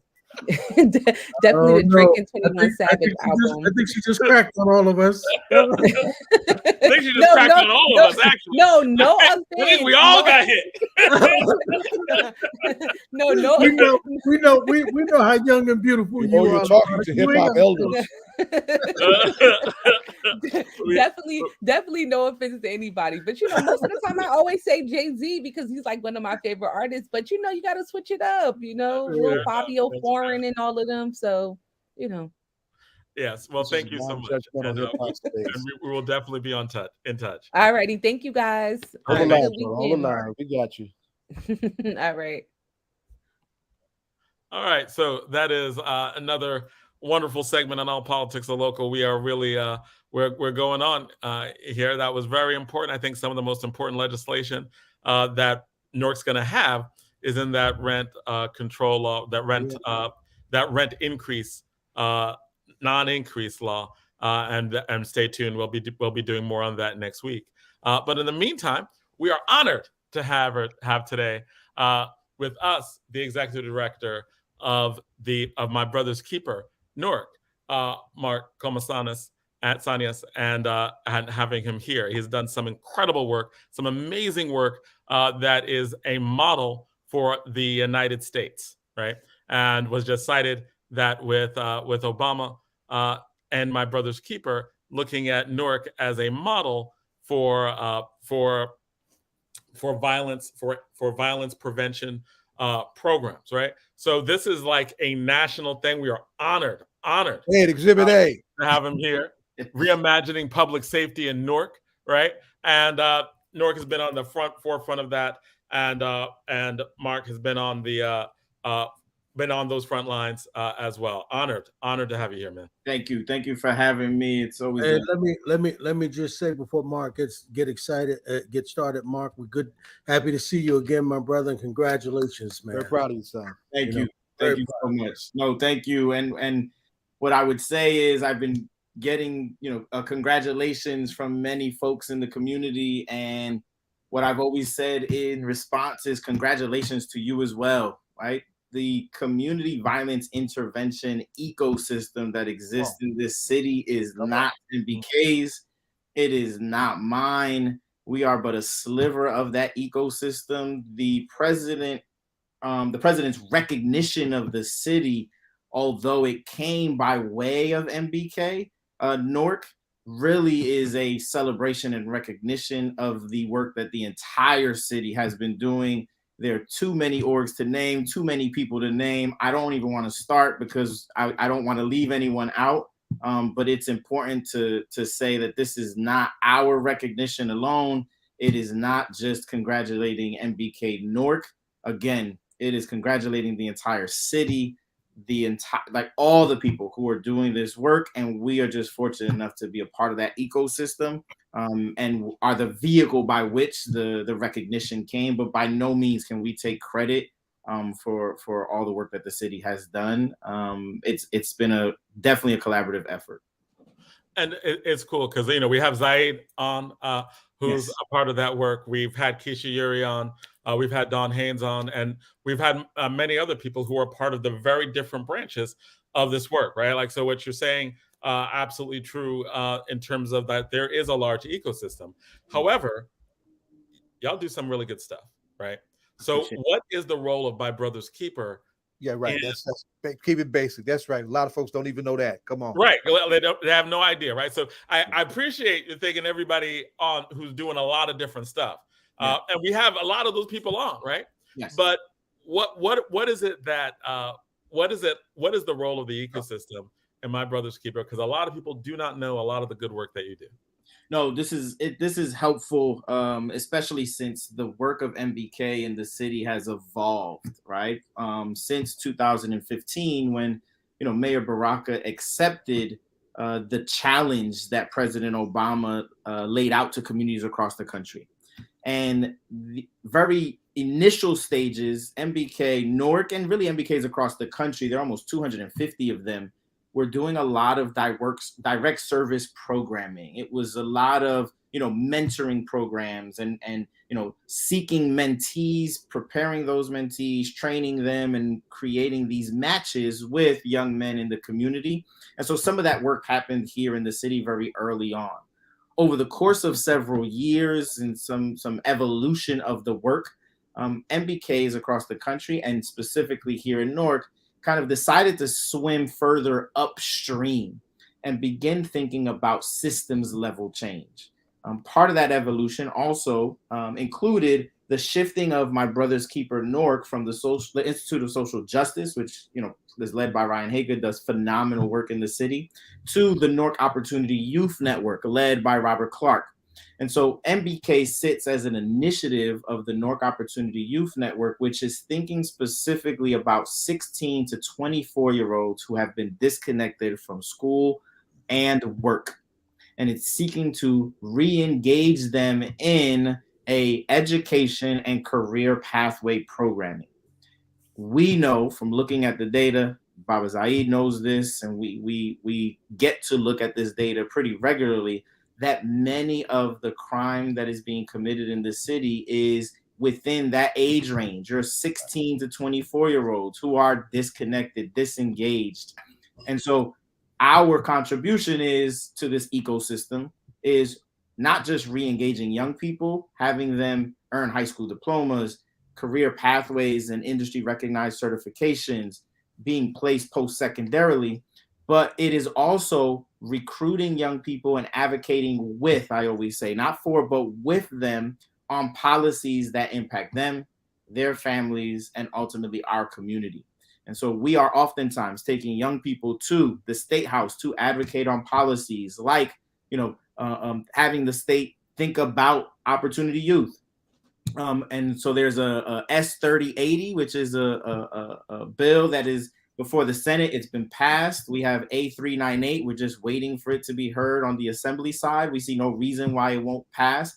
But that is a bill that will create an ombudsman who will work with the Commissioner of Education, the Secretary of Higher Ed, to think about how to support districts and communities to re-engage 16 to 24-year-olds. That bill came about because we were taking young people to the State House to testify on that bill. We had young people sitting with Senate Majority Leader Teresa Ruiz talking about why this is so important. And so that's the work we do. We think specifically about that age range. We think specifically about policies that impact our young people and specifically our young men and boys and young men of color. And we prepare them so that they can advocate for themselves. And that's our contribution to the community violence intervention ecosystem. Now, Go ahead. I'm sorry. Go ahead, Jonathan. No, I was when you were talking about advocacy for support for the focus of 16 to 24-year-olds, and I always thought that when you dealt with charter schools who would get state money for educating kids, and they would do that based on, they would say, here, look at all the failing numbers that we have. Look at kids failing these test scores. Look at the high dropout rate. We need money for these charter schools to get these kids from dropping out, from getting incredibly low test scores.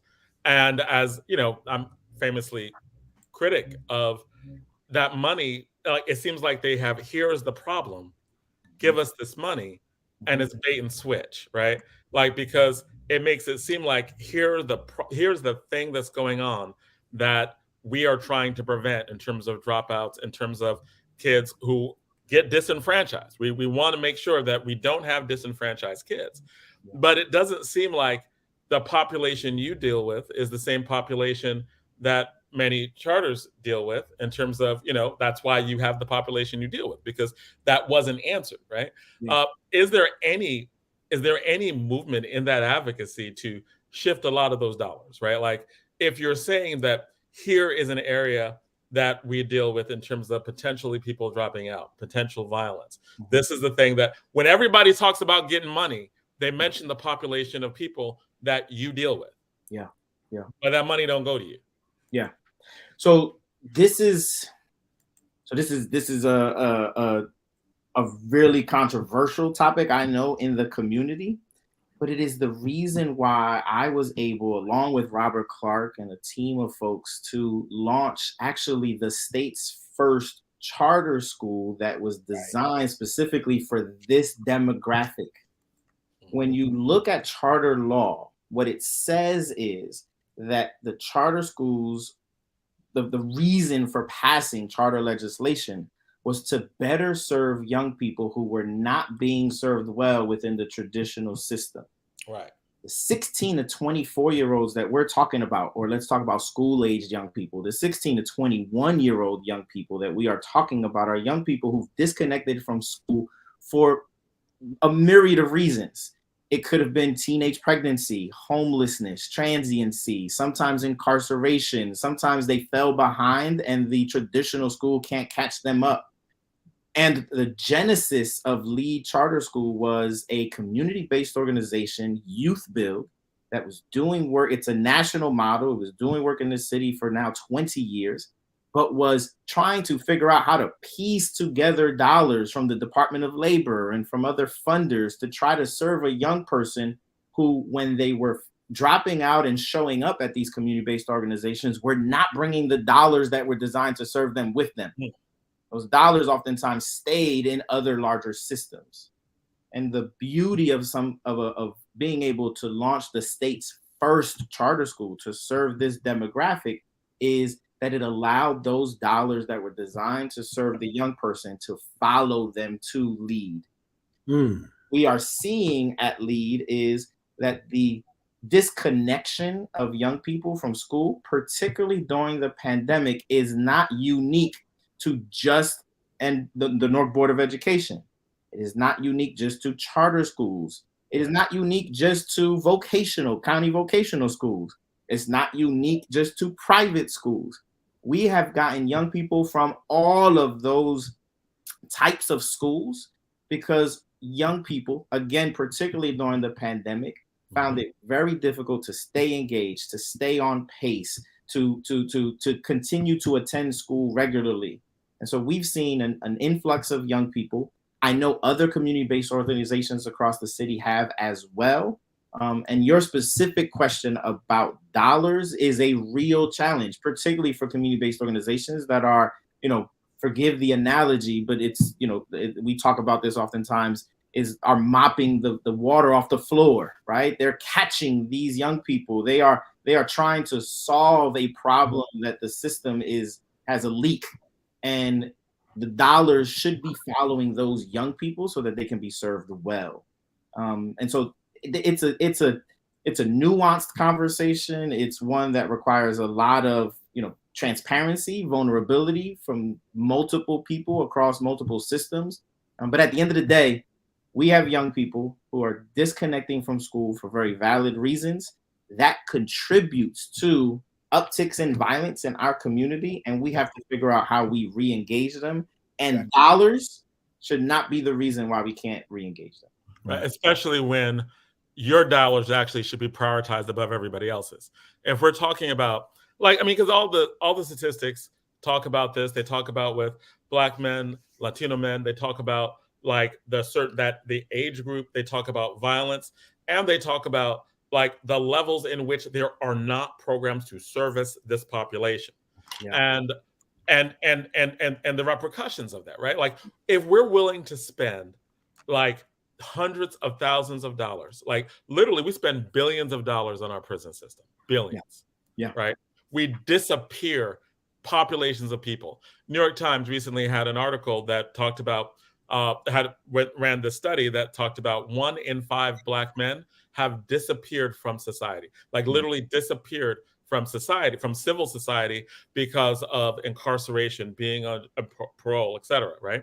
And it seems like what the programs that you're talking about are preventative in nature, try and re-engage in multiple types of education to try to serve a population that we all know has not been served. It's absolutely true. I mean, if you think about, I'm going to go back even now, almost a decade. What the impetus for My Brother's Keeper was the killing of Trayvon Martin. And I remember vividly when President Obama gave the speech and talked about this idea of this initiative of MBK. He talked about the driver for this being the murder of Trayvon Martin. And he said these words. He said, Trayvon Martin could have been his son. That's right. And then he said, Trayvon Martin could have been me. Yep. Fast forward now a decade later, and the names have changed, but the circumstances have not. That's right. You still have Ralph Yarl, right, who's ringing the wrong doorbell, being shot. You have, the number of names that we can call up just at a national level that we know, that doesn't include the ones that never even make the media, right, or get national attention. The impetus for why President Obama started My Brother's Keeper still exists today, is just as real a decade later as it was back then. The reason that Youth Build Newark began doing work in this city to re-engage young people who have disconnected is still a reality. There is some data that shows, Measure of America did a report in 2022, and that report shows that in New Jersey, there are 105,000 16 to 24-year-olds who are not in school and not working in New Jersey in 2022. Wow. There are some who say that number in Newark is as high as 8,000 16 to 24-year-olds who are not working and not in school. Wow. There are, even if they all came back right now, we still don't have enough seats to serve them all. which means that we need to be thinking about how we swim further upstream, create the preventative measures that allow us to, one, prevent young people from disconnecting on the front end, and then also have the services on the back end to catch them when they do disconnect. And I think that's the second part of this announcement from President Obama, and recognizing the city of Newark as one of 4 model communities across the country. What the president did and what the My Brother's Keeper Alliance did was they recognized us for one of 6 milestones, and it's the 6th milestone. That milestone is keeping boys and young men of color safe from violence. We were recognized for our impressive numbers in that milestone over the last several years. In Newark, we've seen a 55% reduction in homicides since 2013. We had 112 homicides in 2013, 50 last year, which is a 55% reduction. Now, every time I say this, I have to pause because 50 is still too many. Damn right. And the day that the announcement came out, May 10th, that week, if you lived on Johnson Ave, you did not feel safe.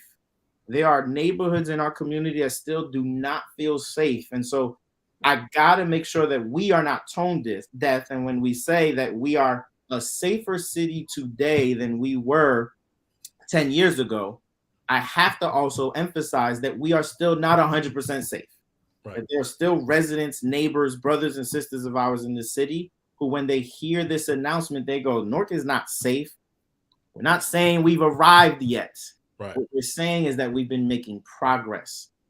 Now, the challenge from President Obama is for us to take what we've learned that has worked in milestone 6 and spread that learning across the first 5 milestones. And those milestones get to, I think, Jonathan, the prevention you're talking about. Mm-hmm. Milestone 1 is making sure that our young people, and particularly our boys of color, are entering school ready to learn. Milestone 2 is that they're reading at a 3rd grade level by 3rd grade. Mm. Milestone 3 is that all young people, but particularly our boys and young men of color, are graduating from high school.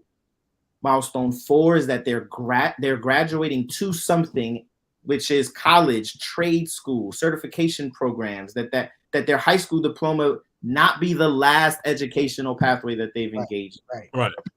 The 5th milestone is that then they are gainfully and successfully employed. And I think that if we get those first 5 milestones right, that is what's going to allow us as a city to see 50 homicides go down to 0. Because then we are not just catching on the back end, but we're also preventing on the front end. Now, there was a study published in Newark, or the testing numbers, and that 3rd grade test scores are down across the board in terms of and low, like right after COVID, right? Yeah. Is there anything that's being put in place like now? Like, and I'm asking this because clearly My Brother's Keeper cannot do everything. We're talking about the Newark budget. You're talking about being part of an ecosystem of sure. A lot of things. Does My Brother's Keeper have a role in that first goal, that 3rd grade test score? Like the numbers came out, everyone expected it, right? This is not a surprise or a shock. Yeah. What is My Brother's Keepers doing on that level? What is the projected thing? Like what is the thought on that level? Yeah. So first, what I'll say is it is a challenge across the country. And to further contextualize it, when Dr. Adrian Wilson, the executive director of My Brother's Keeper Alliance and the Obama Foundation, came to us in January and said that his charge was to vet communities across the country, he said they were looking for 6 communities, 1 per milestone that would be models. They ended up landing on only 4. The reason they landed on only 4 is because there were a couple of milestones for which they could not find a model, and one of them was 3rd grade literacy rates. Mm. And so this is a national problem. Right. Now, what can we do about it here in Newark? I think it is taking some of what we've learned from the community violence intervention ecosystem and applying it across, again, the other milestones. So, for example, one of the things that I think has worked in the CVI ecosystem is the tremendous level of collaboration. Right. The amount of community-based organizations that are serving and working for public safety that have come together That includes the Newark Police Department. It includes the Newark Community Street Team, Equal Justice USA, which is a national partner, the Office of Violence Prevention, the Brick City Peace Collective. I mean, the list goes on and on. Bringing those organizations together for a think tank, for cross collaboration, for a joint training and professional development is a level of collaboration I don't think we've ever seen at that level in public safety in the city. What does that look like for third grade literacy rates? Right. Who are the community stakeholders? Who are the partners? Who are the people that need to be coming together to talk about how we get our young people to read well across third grade? The second lever that I think has worked in the community violence intervention ecosystem is that there's been a focus on really high impact data indicators. So the Newark Public Safety Collaborative has identified, here are the data metrics that we're going to track monthly and report out on so that we know how we're doing as a city. And not only do they report the data on homicides and auto thefts and burglaries, assaults, et cetera, they drill down even to it is happening at this bodega on this corner. They've narrowed it down to 30 bodegas that we know they are areas of high crime. That's right. If a car is going to be stolen, they can tell you it is likely going to happen on Bloomfield Avenue, because that's how granular the data gets. What does that look like for third grade literacy rates? If we have, I'm going to make this up, 4,000 third graders in this city across schools, not just MBOE, I'm talking about all our schools. Let's say we have 4,000 third graders. Who are the 1,000 that are not reading at grade level? What school do they go to? Who is their teacher, and how can we wrap our arms around them with that data so we can further and accelerate the amount of learning that they need to have so that they can catch up in their reading levels? And then the third thing that I think has worked in the community violence intervention ecosystem is the mobilizing of community voice. Public safety is no longer the responsibility of the officers. They are community members, grandmothers, they are young men, they are residents of this city who see public safety as their responsibility. And that's a mindset shift. Before, it was the job of the police officers. That's who was responsible for crime. But that has shifted in this city. And I think that's the third level for third grade literacy rates. Okay. It can't just be the teachers in the school. We have a responsibility as parents, uncles, grandparents, etc., to contribute to third grade literacy scores. Now, I'm just focusing on that one milestone, but I think that is true across milestones for us to see some improvement. And the reason why I chose milestone, it was not just a pivotal milestone. It's one that it's right public right now. Yeah. And it is something that is been deemed as a crisis because legitimately we lost a couple of years of instruction there. Yeah. And we need to, if there were a series of milestones, that's the first. Yes. You don't get that, right? We work in a lot of other things. Agreed. So if you're talking about this widespread organization of like just coordination, really, we're just talking about coordination. Mm-hmm. I think what we may find out is that there may, because it's worth doing it just to see if there's a correlation between third graders who can't read and unemployment, lack of social services, trauma, right? Because we have a lot of pontification about what it is. We're like, oh, it's just a school model. They just need to go to the charter school. They just need to learn phonics, right? We have all these answers that to me as an experienced teacher just seem crazy, right? No, country was traumatized for like 2 years, right? Yeah. We have a lot of kids who are directly traumatized. They lost their grandma. There's death that's been there, right? Yeah. And to say that that's not a factor and it's just really, let's do phonics, like as some of the analysis, that's like, come on, man. I think what you're saying is important so that we can at least have everyone see what other things might be at play. It's interesting too. Before we run out of time, because I know our next guest is waiting, I want to just ask you a question if I could.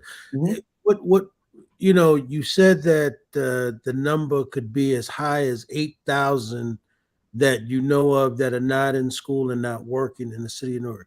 So are we talking, one, basically Black and brown young men, and then two, what's being done to try and locate or reach those young men? Sure. So the 8,000 is not just young men. that's just young people in the city. So 16 to 24-year-olds. And so you're talking not just of those who may have disengaged from high school, but also some who did a year of college and dropped out and came home and are kind of still trying to figure out what they want to do, which is why the legislation has the Commissioner of Education and the Secretary of Higher Ed kind of liaisoning through this ombudsman. The things that are happening in the city to try to re-engage these young people are some of the programs that we know in the city. So there are many more programs in the city than there were even 4 or 5 years ago that are serving this population. And so, as I mentioned, you have, Lead Charter School, but you have Leaders for Life in the South Ward. You have the Newark Street Academy. You have the Hub. You have UCC Youth Build. You have La Casa de Don Pedro in the North Ward. You have the list goes on of organizations that are recruiting these young people. There are some relationships that exist with the school district or with other principals so that they know where these options are. But quite frankly, I think the best vehicle for recruitment has been word of mouth. It has been serving the young people in front of us well. And then when they go home and they have a hard hat on and they're like, where were you coming from? I'm coming from school. With a hard hat? Yes, because they're giving me these building trades certifications that are industry recognized, for construction. That's bringing more young people. The idea that young people want to be outside and just idle and not engaged in anything is a misnomer. Young people are looking to plug in, and once they hear there's an option, they show up. Well, Mark, before we go, let me. I want you to put the bill in the chat. Yes, that's one of the bills that we're going to be lifting up. We're looking to do a legislative day of action on June 15th. We're just waiting for the permit to be cleared so we can formally announce that date. But that's definitely one of the bills that we're going to be lifting up. Yes. I'm glad you raised that. And so we've got, this conversations we've been having on this show has already lifted up 2 points of action. Folks need to take serious on the local front. We need to take serious this new ordinance that's going to hold some of this rent increase back. And then on the state level, we got to push, for these bills that are going to give us the resources and the attention that we need to keep that we have what's working moving forward to continue to work. Absolutely. Absolutely. So thank you, gentlemen. Always great. All right. Thank you. Appreciate you. Take care. All right. Take care. Oh, you forgot to ask me a question. Oh, true. Okay. Yep. Absolutely did. You're supposed to you're supposed to hold me accountable. Zaid, you're supposed to hold me accountable. I tried. It moved too slow. All right. Well, I was so excited to have Victor Monterrosa in the background. Victor, there's a lot of sound coming from your background. Yes. Buzz. What's that? There's an electronic buzz coming from your background. Oh, really? Okay, give me a second. Out the headphones. Yeah, it is. Yeah. All right. Oh, we're always happy to have Victor on, Victor Monterrosa on our show. Hello? Is this better? Yes, awesome. sir. Yes, sir. All right, that's perfect, actually. So I'm always honored to have Victor Monterrosa on our show. It's honor to be here always. Yes, and you better not call Victor again. Victor has been our co-host plenty of times. Absolutely. Not call him again. Absolutely. It's always beautiful. Thank you. And for full disclosure, Victor and I go back to when he was 14. He was one of the Science High School. He was captain of our debate team for a while, and he was one of our most memorable debaters. I had so much fun riding the bus and coaching him back in high school and having debate after debate after debate. And also, just for context of what we're doing, Victor has always been a fighter since I've known him, right? He's always been like, look, there's injustice. It needs to be fought, right? This is Victor at 15 years old, right? Like, but it's unjust. It needs to be fought. And he would fight it, right? Like, he would fight it in debate rounds. I'm so proud of him. He went to law school, graduated from law school, is a practicing housing attorney and tenant attorney within the city. And I have called him on numerous occasions just to help someone out, help me out, right? Like I told you earlier, where my landlord was like, "You have 30 days to leave." I'm like, "But I pay you every month. What do you mean 30 days to leave? It doesn't make any sense." And it was like, I know you're in violation of some law. That don't seem right. Maybe you need to talk to somebody. Talk to Victor, and then the question was, is that a request or an order? And it was a request, and we worked it out. They're nice people, that it is what it is. Yeah. Right? And but I've had to ask Victor on multiple occasions where just people come across where they're literally being lied to or manipulated by their landlords, right? Like Yes. the latest incident, like I'm a teacher. I'm calling a parent about somebody being raped, and mom is literally telling me, "Oh, by the way, Victor's a proud new dad. That's always awesome." Oh, right? we hear that. Yep. I tell him that. He was like, "Can I have the kids on?" I was like, "Yes." When Brittany Timberlake comes on, Assemblywoman Timberlake, soon to be State Senator Timberlake, comes on, she always has her kids with her. And sometimes, kids are kids, right? Y'all working, you're doing good work, you're raising them. So I'm all good. Screaming in the background, fine. Thank you. Because what you're going to offer us is really important. So just as background, this mom, right, is talking about having to really run around to try to find other places to live because it's just like we pay our rent, but we have to be out by Tuesday. So they're literally putting stress on parents. So connected them with Victor, gave them advice. I don't know what happened as a result of that, but there was some advice that was given, right? I say all that because I wanted him on the show to talk about what are some tenant rights. What is this game that's being played all across, not just this city, but I'm sure other cities as well. He'll speak specifically to Newark because the laws are different in every municipality, right? But people are literally being told by their landlord lies to get them to move out of their homes, and they face trauma, homelessness, right? They face their kids being displaced. So I don't think a lot of the landlords really understand the trauma or care about the trauma that's inflicted on families when they do what they do. They have so much power, but they're lying and intimidating people in the city. And I've seen it, right? Victor has intervened to hurt, and they were, hurting a whole family. So Victor, what do you see is going on with respect to this? And what are some advice that you would give tenants for who may be dealing with things that are similar?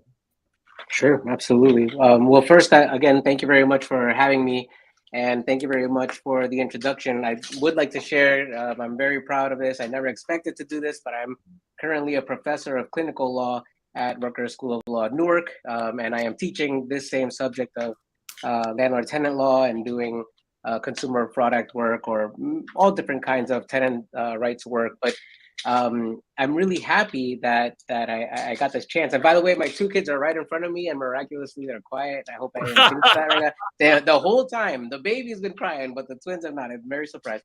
But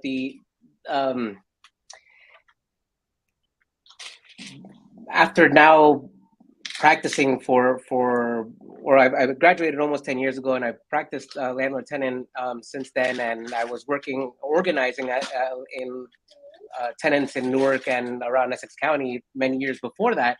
I'm happy to be here because I really need to tell everyone, a person like myself can help you when it comes to the law, but you really need to get your block organized. You need to get your building organized.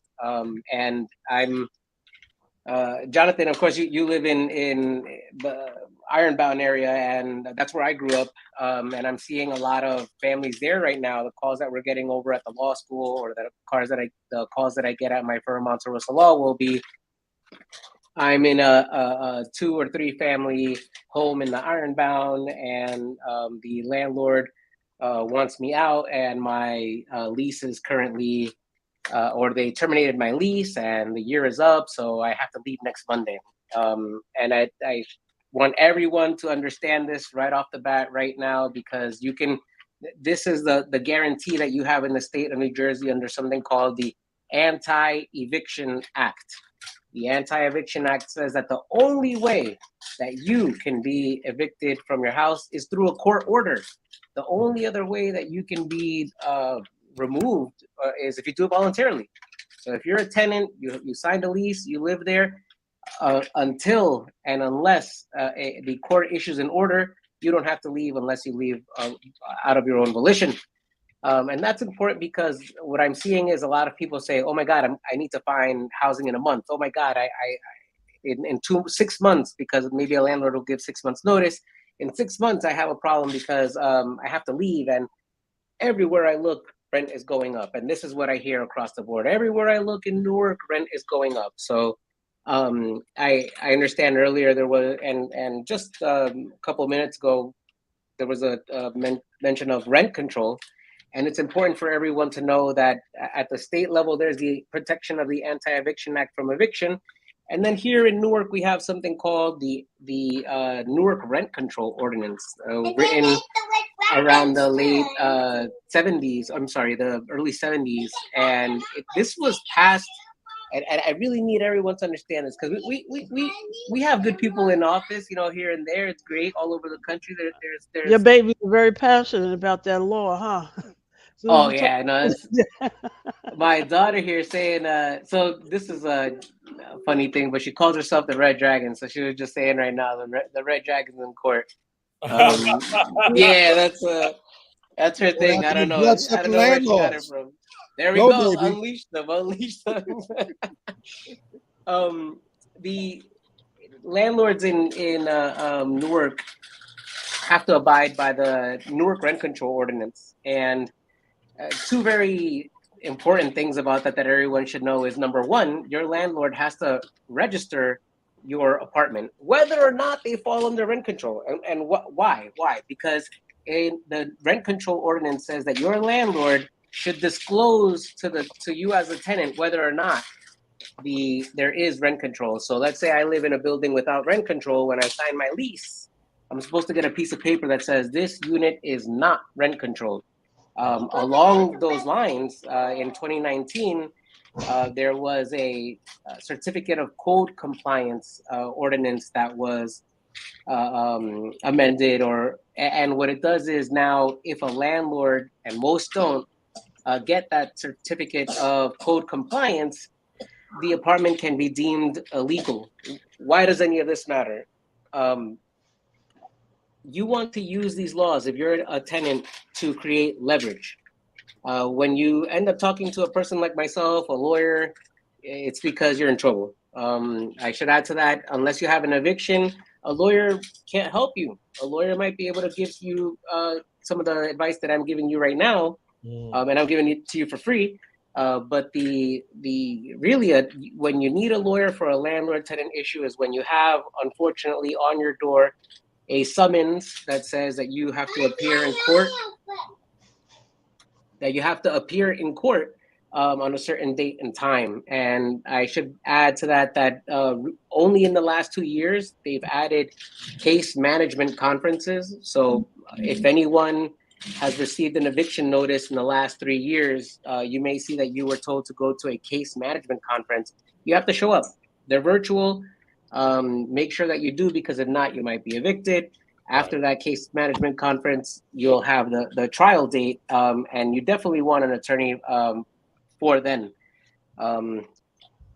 I covered a bunch of different things. I don't know in which direction exactly we want to go, but the last thing I'll say is, besides just the issue in the Ironbound, where I'm seeing the rent go up, we do have the research from Rutgers that says that the majority of landlords in Newark are corporations. They're corporate entities. And that means that we really don't own this here anymore. We being Newark residents, corporate entities. There are pros and cons when it comes down to landlord and tenant issues. But I will say it's a little more difficult, because you see these multiple shell corporations, and it's a lot harder to go after them for damages, even if you win a judgment. Wow. So we're going to come back, and I'm going to ask you about that. But I want to welcome Hakeem Green on. He's we call him Newark's ambassador to hip hop. We love always having him on the show. He is our co-host. He probably has some questions as well, and always jumps in. Just want to say, hey, what's up? Peace, everybody. What up, Ed? Peace, John. Good, brother. Saeed. Nice to meet you, Vic. Hello. Now, Pleasure. Now, question that I have is this. Hey, John, I just want to add to something Victor was saying.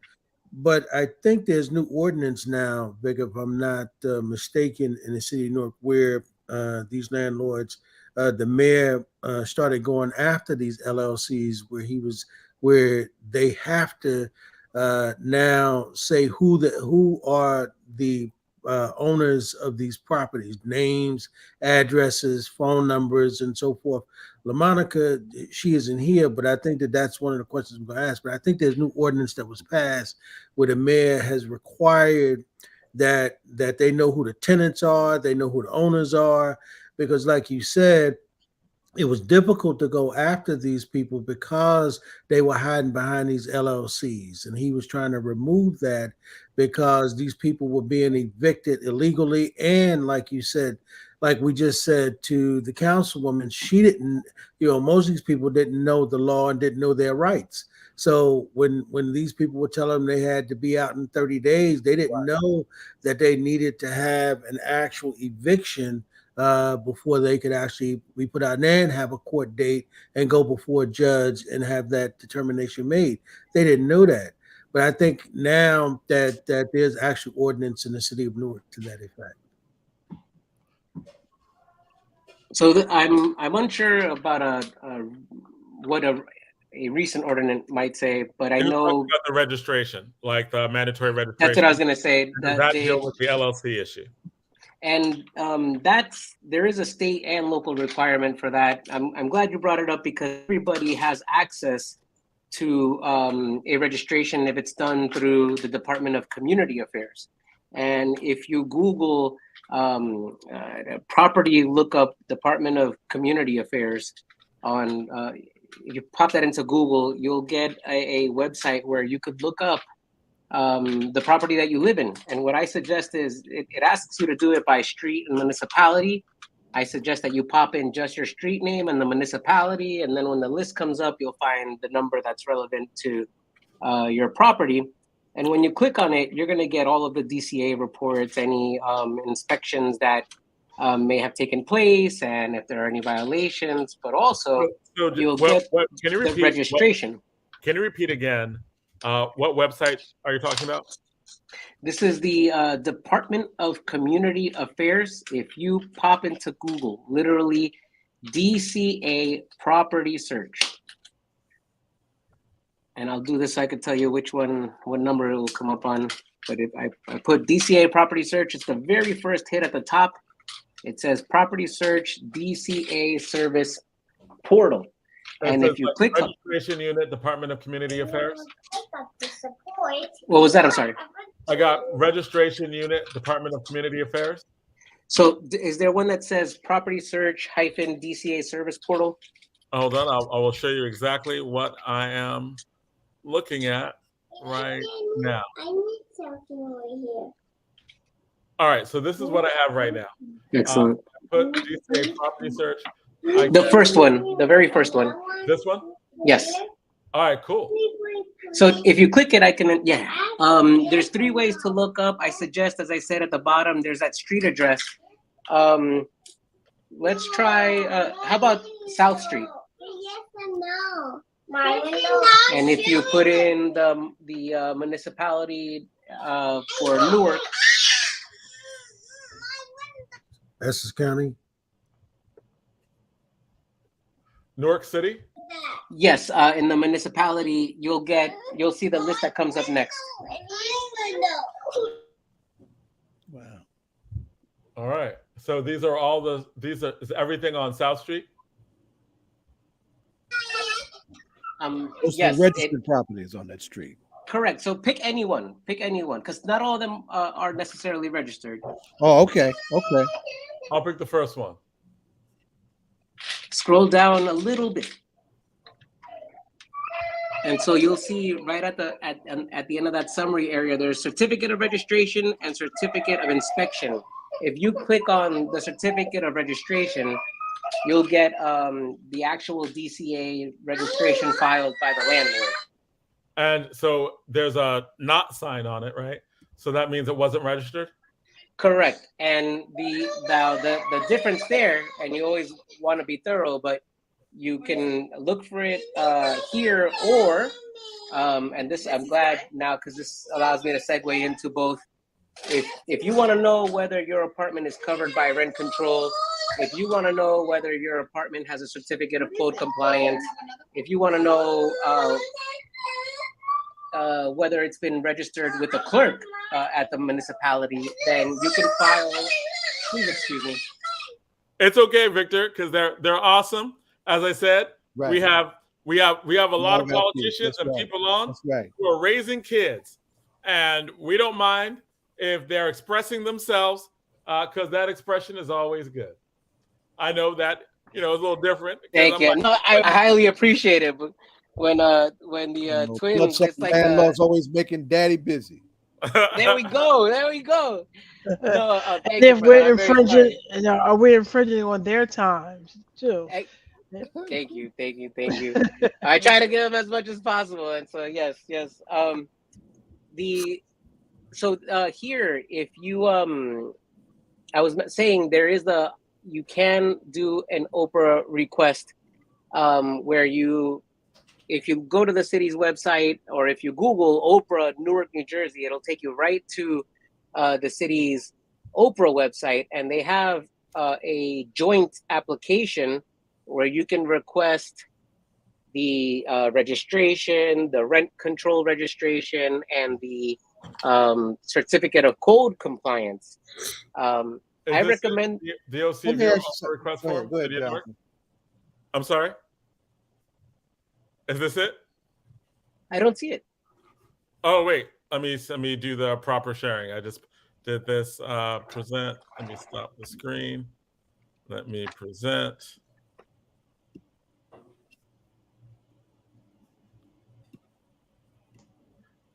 Is this it? Right up here, Oprah request form? Yes. So there's 5 forms. One of them is it's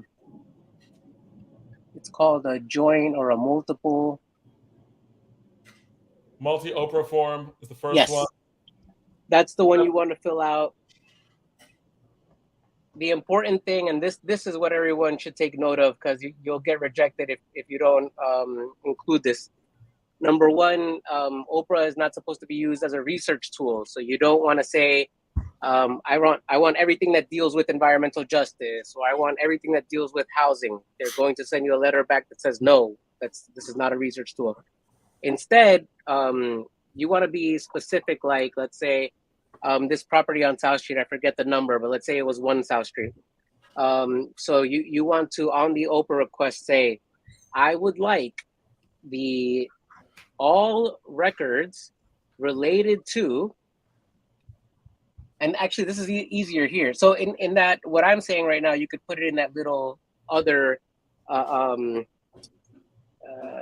spot, or if you look at the form itself, not all the forms have this. I'll say Newark, in terms of this multiple form, really did it right, because in other municipalities, nobody has a multiple form like this.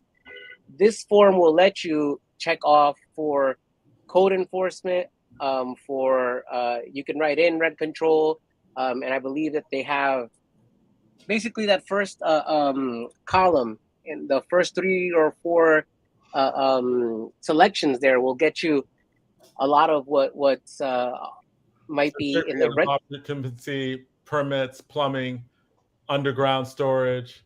That one? Yes, because what you'll get is from the Department of Engineering, any violations, code enforcement inspections that took place, and from rent control, you'll get a rent control. And that's the other thing. You want to ask for the file or the records that are related to that property, because then the Office of Rent Control, what they'll look up is the address and see, all right, is there a registration? Is there a rent roll? What are the records that are on file for this property? And I would say I'm always very pleased with the replies from rent control, because they send you a very handy cover sheet that says, if the property is not registered, this property is not current with the Newark rent control ordinance. So that means I could take it to court, and I could use it as evidence if I present it correctly. But this is how, if you want to build leverage, if you want to keep your rent close to the same level, if you want to get some repairs in your unit, and I've seen this, and this isn't necessarily a part of the law, but if you want some respect, I'm seeing people on Pacific Street in the Ironbound locking people out, taking their stuff and putting them into storage while they're out, telling them that they're going to do a repair, taking folks who are monolingual Portuguese, Brazilian folks, and as many of them do not know that they're not allowed to get $500 increases in rent. I mean, this is going up and down Pacific Street. I've seen it on Walnut. The number blocks is the other one that I wanted to mention. If we're talking about corporate owners, that's a ton of them right there. So to go back to the new ordinance, this is a way that you could look for it up on your own. I would use Oprah if you look up the new ordinance to try to see if you could get it from there too. But once you have this information, if your landlord wants to increase your rent and you say no, and then they say, I'm going to evict you, if and when, and you don't want to show up in court, but if and when you are in court, that's what you want to show a judge. Your Honor, this isn't registered with the clerk as a property. This is not registered with the DCA. This is not registered with the Department of Rent Control. And that will, if not cause you to have a little more time before a trial takes place, it might cause a technical dismissal. Because if it's a rent control property and they tried to raise it $500, they'd be like, nah, you shouldn't have done that. Well, right? for everyone in the state of New Jersey, you should know that you cannot be evicted unless, or you can only be evicted for the amount of rent that's lawfully due and owing. Meaning, if the landlord is charging late fees, or if the landlord is charging fees that cause your rent to go over the rent control amount, that they cannot sue you for that amount. And depending on how many days, again, this is when you want to get an attorney because of technicalities.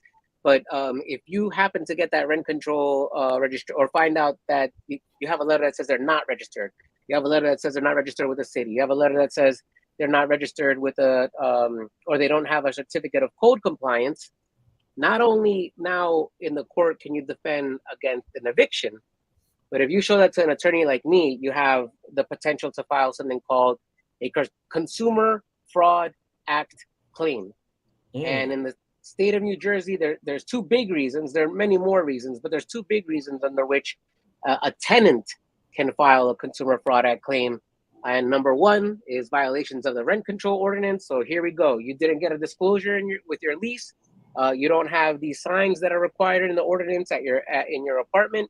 You don't have a disclosure telling you what the last rent was, or they didn't register with the city, or they didn't file rent roll. See, you have a lot of opportunities here. If they missed any one of these, you can then in court say, this is the amount of rent that I was charged illegally and through unlawful conduct, that unlawful conduct being the not following the local ordinances. And what that means is I'm suing for not just the amount of money that came out of my pocket in illegal rent collected, but 3 times that plus attorney's fees. And that's what, fortunately, I'm trying to really pump this into the Rutgers Housing Justice and Tenant Solidarity Clinic. So we're doing this in Essex County. And this is why I started off at the beginning saying we have a ton of cases and we're fighting as hard as possible. And we get some big victories and small victories. But the main victory that any of you at home can have is being organized on your block or in your building, already having a tenant association. Because when you're getting evicted or when they're pushing you out, when they're increasing the rent, it's too late. If you are united already, if you have each other's phone numbers, you know each other at least on an acquaintance level. You know who the super might be or who the owners are, knowledge of who might be downtown that might be able to help you. Just getting a number of folks in your building together for that will make the difference. And it'll give the landlord a very hard time when they're trying to push you out or increase your rent illegally. Okay. So although it seems like the first thing that is the rule is know that you cannot be evicted without a court date, right? You cannot be evicted without a judge saying you need to be evicted. So if they're like, you need to be out, you'd be like, is that a court order? Is that just you? Right. I need to know, right? And if you have not been given if they have not put a summons on your door, then they cannot evict you. I'll add even more to that. When they execute the order, it can only be a special civil part officer that asks you to leave and that locks the door. Unless it's an officer from the court that's coming with the order to ask you to leave and locks the door, you don't have to leave. So those are two things. First, let me just ask anything. Donna? I just wanted to say, Victor, you haven't mentioned too much about the mediation program. That oftentimes when you come into landlord-tenant court, you're kind of offered the opportunity to sit down with a mediator, or do you want to sit down with a judge? And then sometimes, because people don't, the whole feeling of being there is uncomfortable, so they seem to go sometimes the way of the mediator, and then the mediator possibly sets up. Then I've seen where people leave and then they think about it and they weren't really happy with the outcome of the mediation. When that happens, can they come back and go back before the judge and tell them that they were not satisfied with the outcome of the mediation? That's a fantastic question. I love that you asked that question. So anyone who's been in landlord-tenant court knows that you're asked to be there at 8:30, and then from 9 to about 10, they play this video that nobody pays attention to. It's called the Harris Statement. And in that statement, they go over literally every right that a tenant has in that court, every defense that a tenant has in that court. And then at the end, they tell you that if you settle this, which you have a right to settle this, and you say on the record that you understand this and you answer all the judge's questions, one of them will end up being, are you on drugs or alcohol? And are you able to make decisions right now? And they ask you all of that. So then on the record, you've pretty much said, I understand exactly what I'm saying. And I will accept the settlement. And a lot of times, unfortunately, people are pushed into bad settlements, either unable to pay the full amount of rent or unable to find a place that in the amount of time that they wanted. Here's the nitty gritty. If you get an attorney, you might be able to file something called an order to show cause. These are emergency orders. It's a lot of work. When you get them in front of the court, they might get you 3 or 4 days minimum, or if it goes really well, you might end up getting a lot more time to stay there. But that is, once you've settled, that might be a way out. You have to do not settle if you don't feel good about it. Do not get on the record and tell the judge that you are interested in doing something if something in your heart or in your gut is telling you that it's wrong. It will be a greater headache for you in the long run. It's very difficult for our people to feel like they have the power to stand up to an attorney, or sometimes when they're standing in front of a judge, you feel the pressure and you feel the fear, and you don't want to stand up and say, hey, I know this, or hey, I don't want to leave my home. I know that I don't have to leave my home right now. But this is where preparation comes in. I know this is not for everyone. I take it for granted, especially because, I mean, look, folks like Jonathan Austin taught me to stand up for myself and say this and spit it out. But over the years, I know not everyone can do it. And so if the folks in Essex County are, I would say, the judges that were most likely to listen to a tenant, speak up. Be careful in the mediation, because they can pressure you in. I'll tell you, any of you that end up in mediation, I'll tell you the first thing they're going to say: we'll let you keep the money if you vacate. what's the point of keeping the money if you're going to vacate? The most you're going to keep is maybe 4, 6, even if it's $10,000. You're not going to be able to find a place that's equally affordable. So it is up to you to whether or not you want to mediate. Usually, an attorney ends up in the case management conference that I had mentioned before. But in terms of the mediation program, never feel pressure to make a deal that you don't like. And if you're in front of a judge, if you answer these questions and tell him that you understand this, it'll be very difficult for you to walk it back later.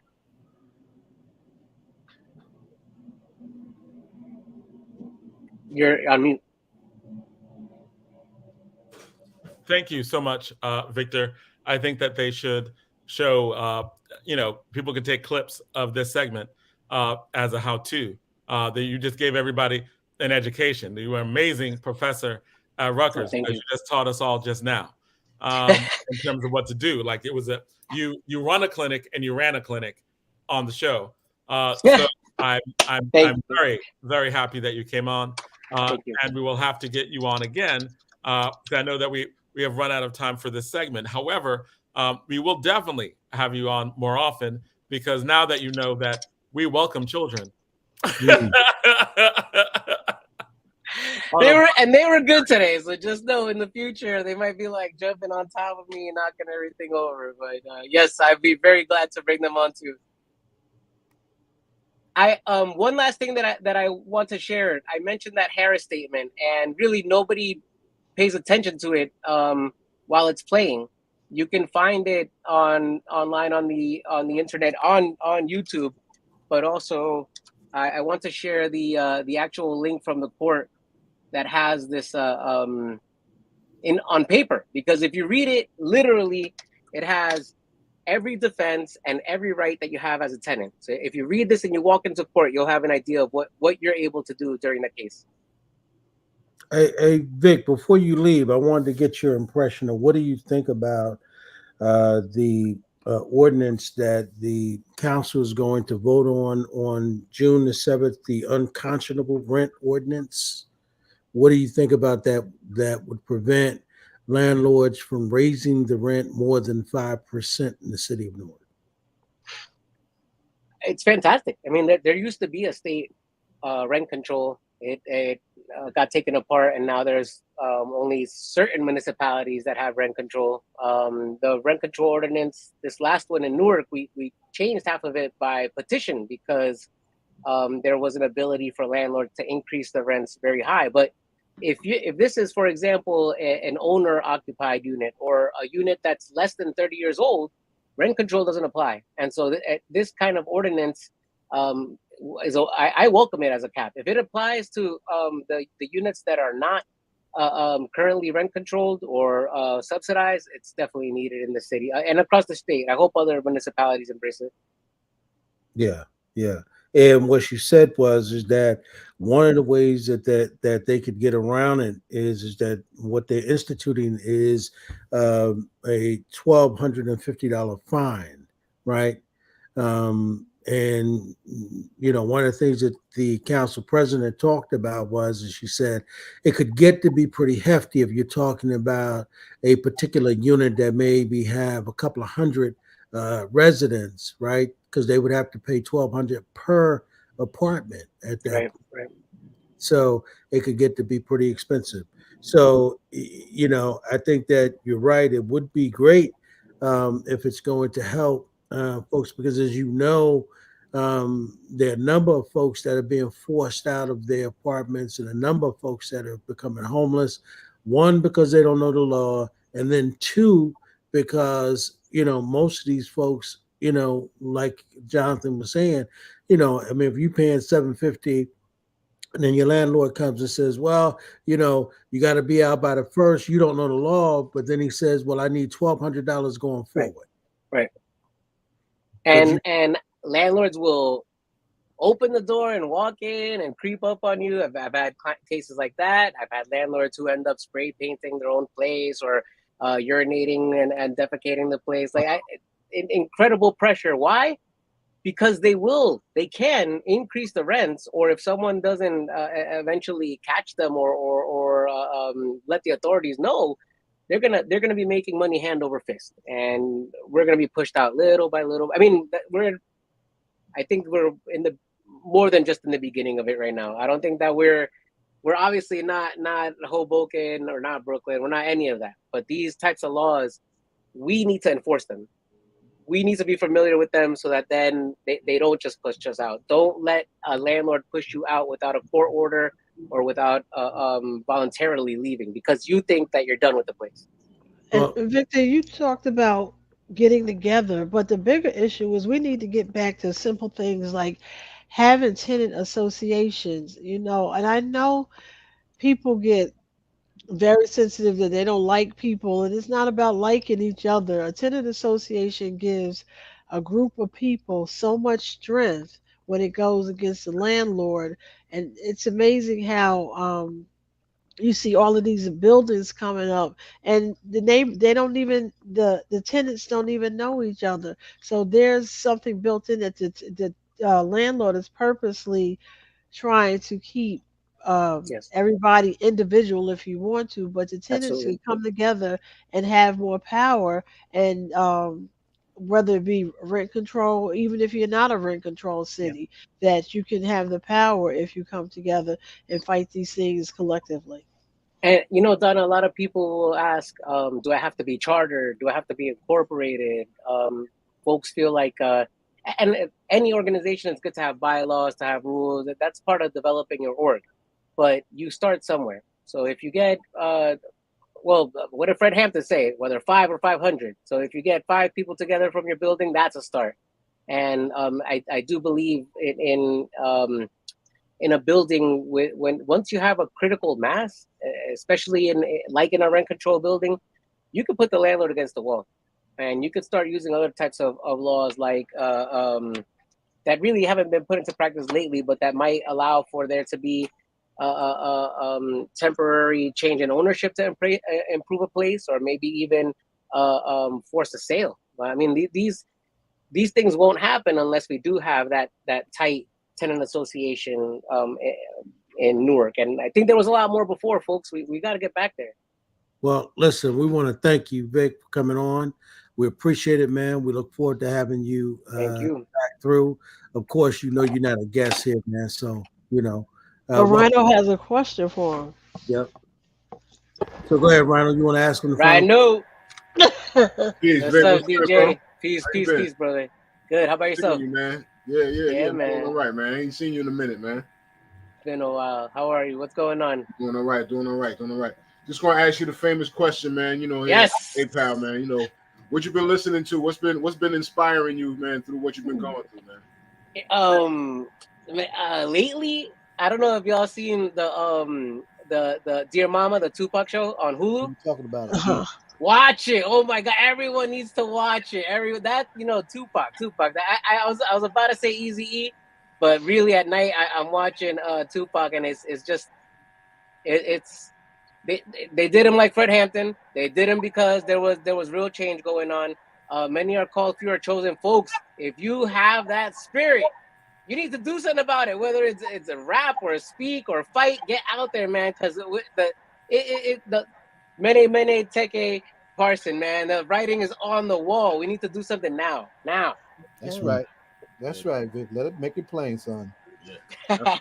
But Tupac Shakur. All right, Vic. That's what's good. Thanks a lot, Thank my you. brother. Peace, y'all. Be well. Power to the people. All power.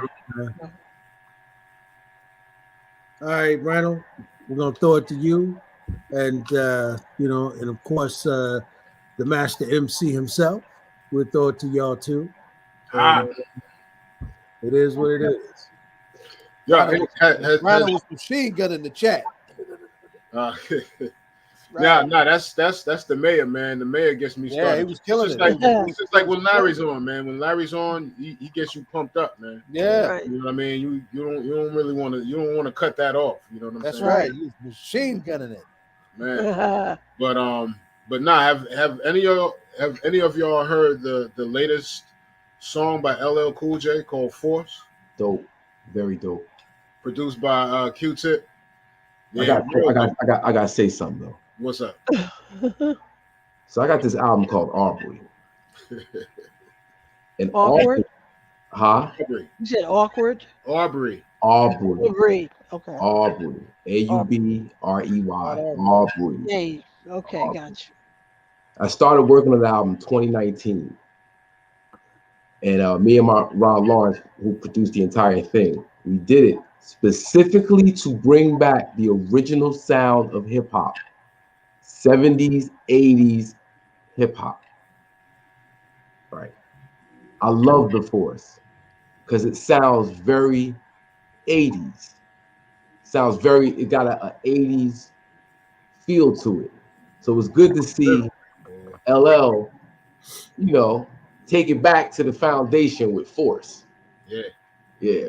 So I'm definitely on the same vibe. And when I heard it, Q-Tip produced it hard. Yeah, man. He's spitting. It's crazy.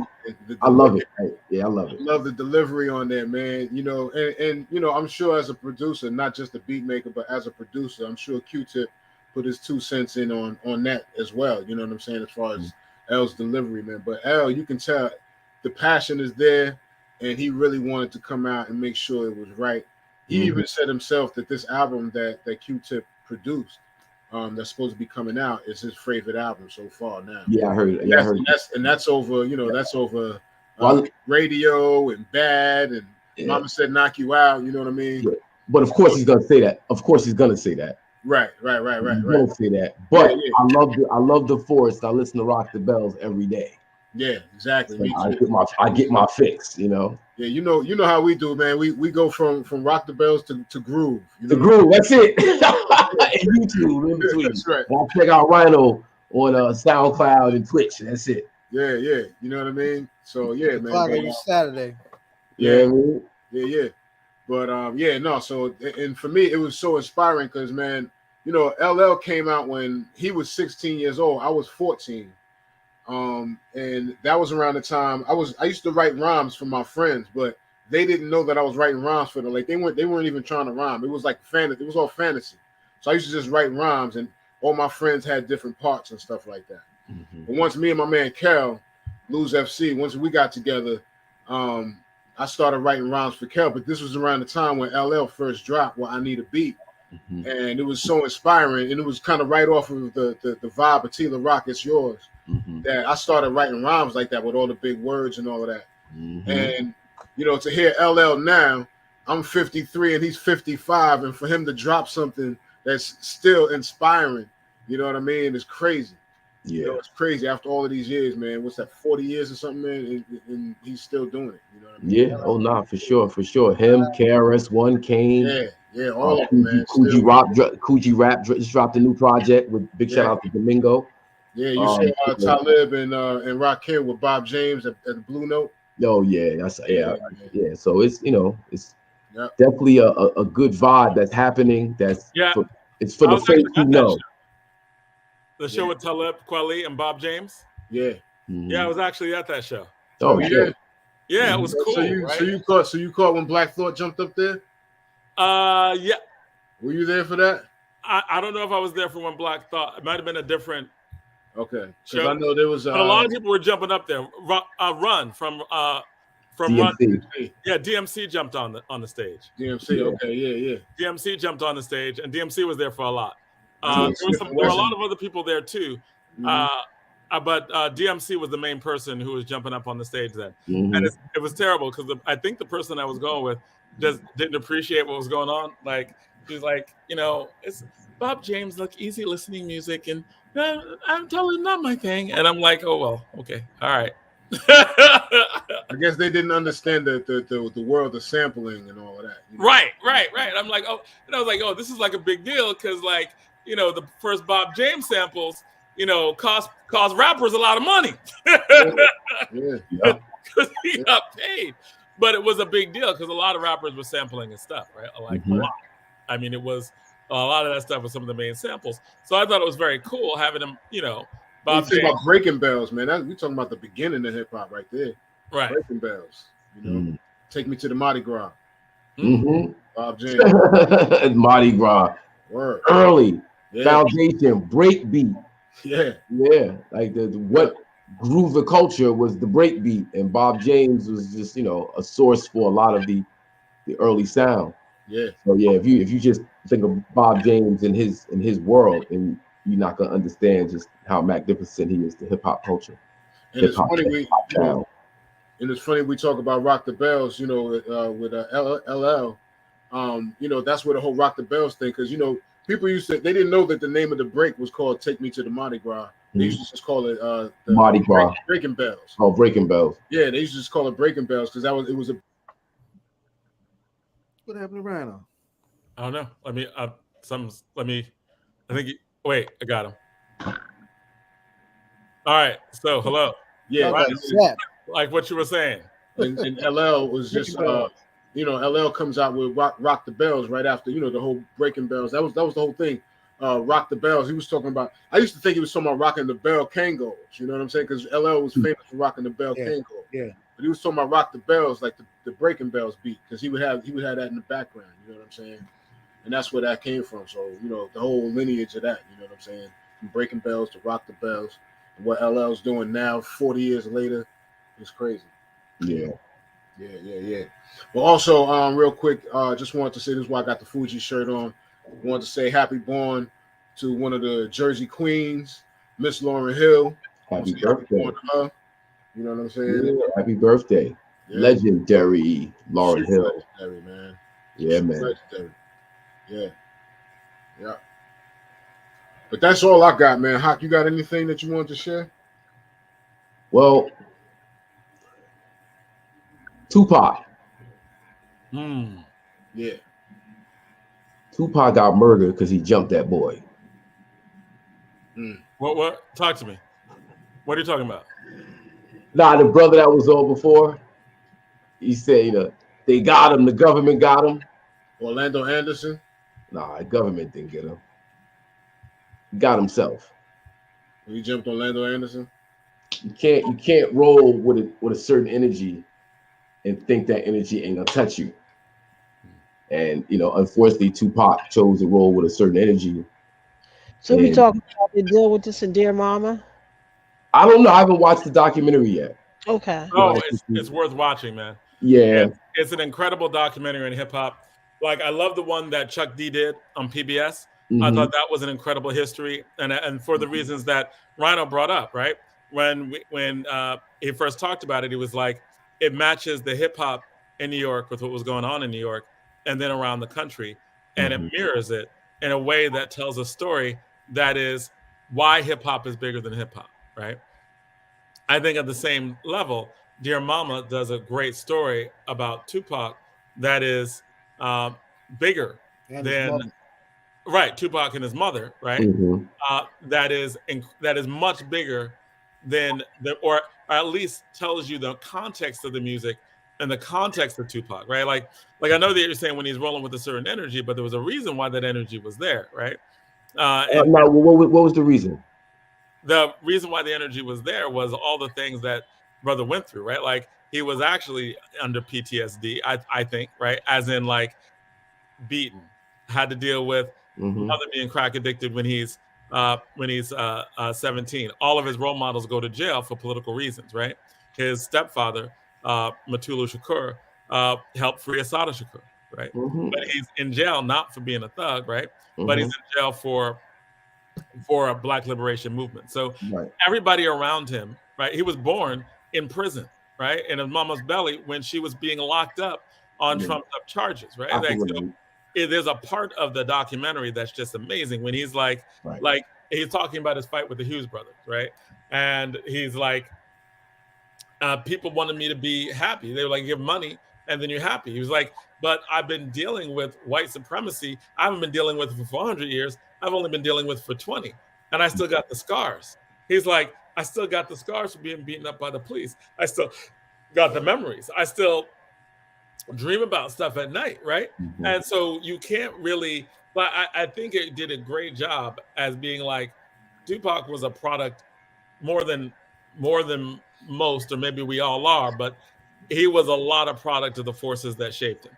and both the beauty and the contradictions, right, were all there, right? Like there was a part where he chose to go with Suge, as opposed to the former people who were like, nah, you shouldn't go with Suge. Like the people who were given to him by the Black Panther Party was like, nah, that's a bad look, right?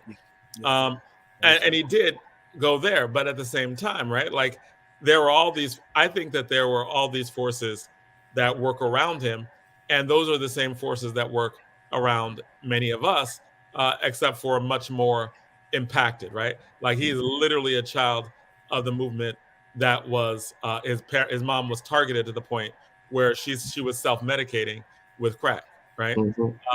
John, with all of that being said, and with all of that being true, I kind of think what Hawk was getting at is mainly the direct reason why Pac was shot that night was because he jumped dude.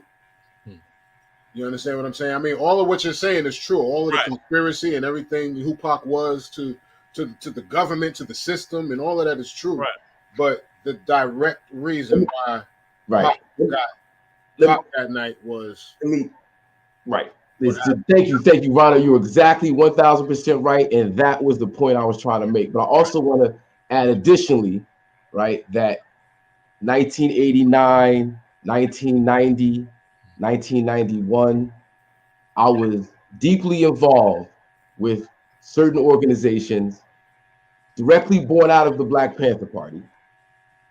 Me and my comrades, under the tutelage of Baba Zaid, worked tirelessly supporting the Black Panther Party, formerly incarcerated, campaign to African political prisoners. Thank you.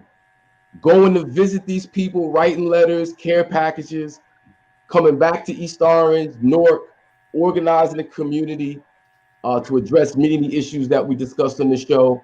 And we were like, our friends that we came up with that didn't make these choices in their life, our family members who chose to sell crack to each other and to their family members, and we talking, we organizing, we trying to get them activated, trying to show them why that's not and they told us, Hakeem, you got to get off that black.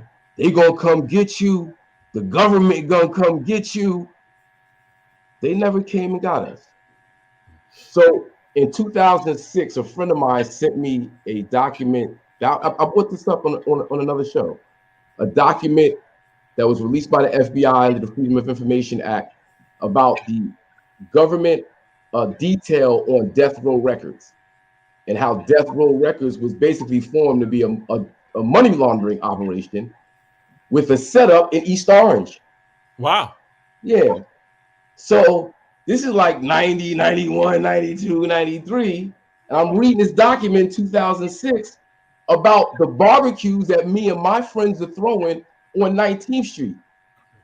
Big barbecues that started out like, actually Madism, video Madism, KRS-One walks out of the house that we threw these barbecues in the backyard. That's why I shot the video there. If you keep walking straight through the backyard, you get to 18th Street, KG's house is right there.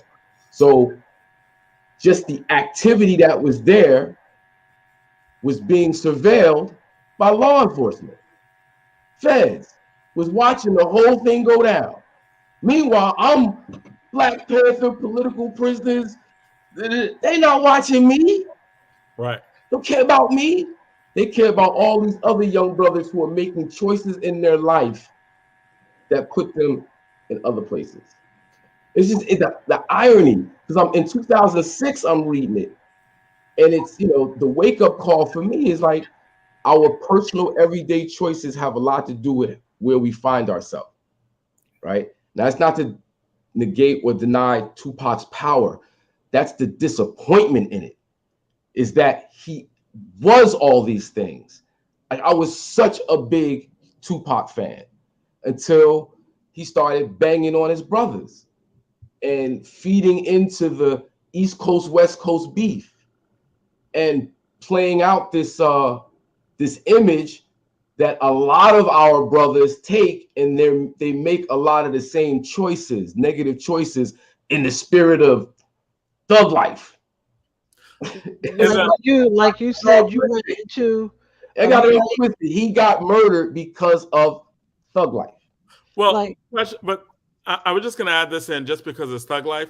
I didn't know this until the documentary, but that thug life as a concept was something that was started by Mutulu Shakur, right? Yeah. Like, no, code. Or it was a code. Code of thug life. I've always known that. Trying to figure that out. But that thug life was a code, right? Like, as in the way he was expressing. I didn't know that until the documentary. The hate you give, thug, little something F's everybody. That's kind of like the thug. You raise us in conditions that create this mentality, but it, That's not how it was explained in the documentary. In the documentary, it was explained as thug life that was started to be like, we can't change the existence of gangs, but we can give them a code by which they don't do drive-bys, right? They don't deal in schools. And this was something that, when I said Mutulu Shakur was involved in that, it was like he was doing that from the prison because he was in prison, stepfather, prison. And so that entire concept of thug life, I didn't get this into the documentary, was actually something that apparently, right, was something that many people who were involved in that lifestyle, it was trying to get them to be a part of a code, and that apparently there were many people across the country who would subscribe to the code, or it would be enforced in prison, like if you did a drive-by, if you were selling in schools, right? Because what he was again put on, right? Like, as in, I'm not gonna make gangs go away. Like, he doesn't have the power to do that, but maybe there's the power to at least have them go by a code. So even when we talk about thug life, it's actually very different than what I thought. Right. Well, here's the thing though, is a part of that code jumping another brother after the fight at the Mike Tyson? Like, is that a part of the code? Right. Is that the code? Right. So I got you end up, right? You know what I mean? Like, it's I got you right. So how we end up here? Like, what happened here? And with me, I just don't think you can separate all of it. Like, I think you're right. I think this is a case where you're right, but we need to deal with all the trauma, like the trauma that led to that, right? Like, when I look at John Morant, right? Look at John Morant. There's a lot going on there, right? It's the culture, the gun culture right now is like, guns is just a part of the drip right now. You get guns to match your, like, it's crazy, right? It's the video game culture, it's the music, it's the, the drugs. I don't know, I'm not saying he's on drugs, but it's just the whole culture that exists, right? Has us making negative choices where we're throwing away all of this. Like, it's a choice. You could keep doing this, or you could do that.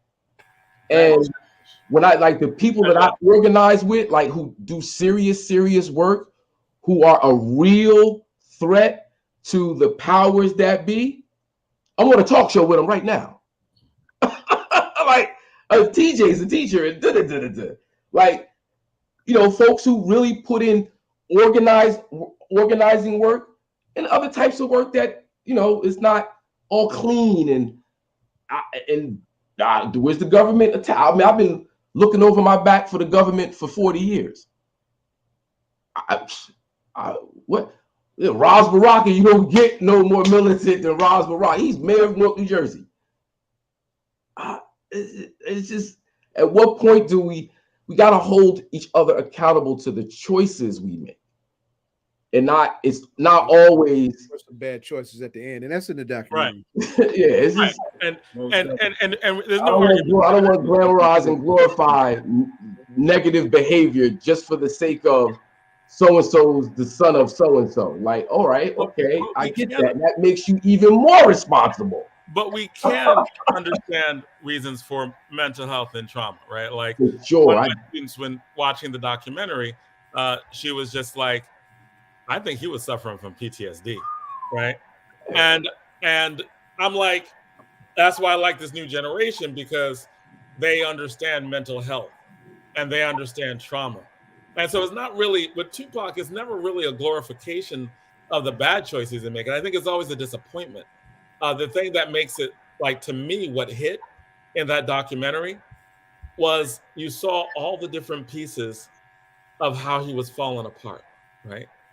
And I thought that levels of tragedy. So we're not in disagreement, but I always have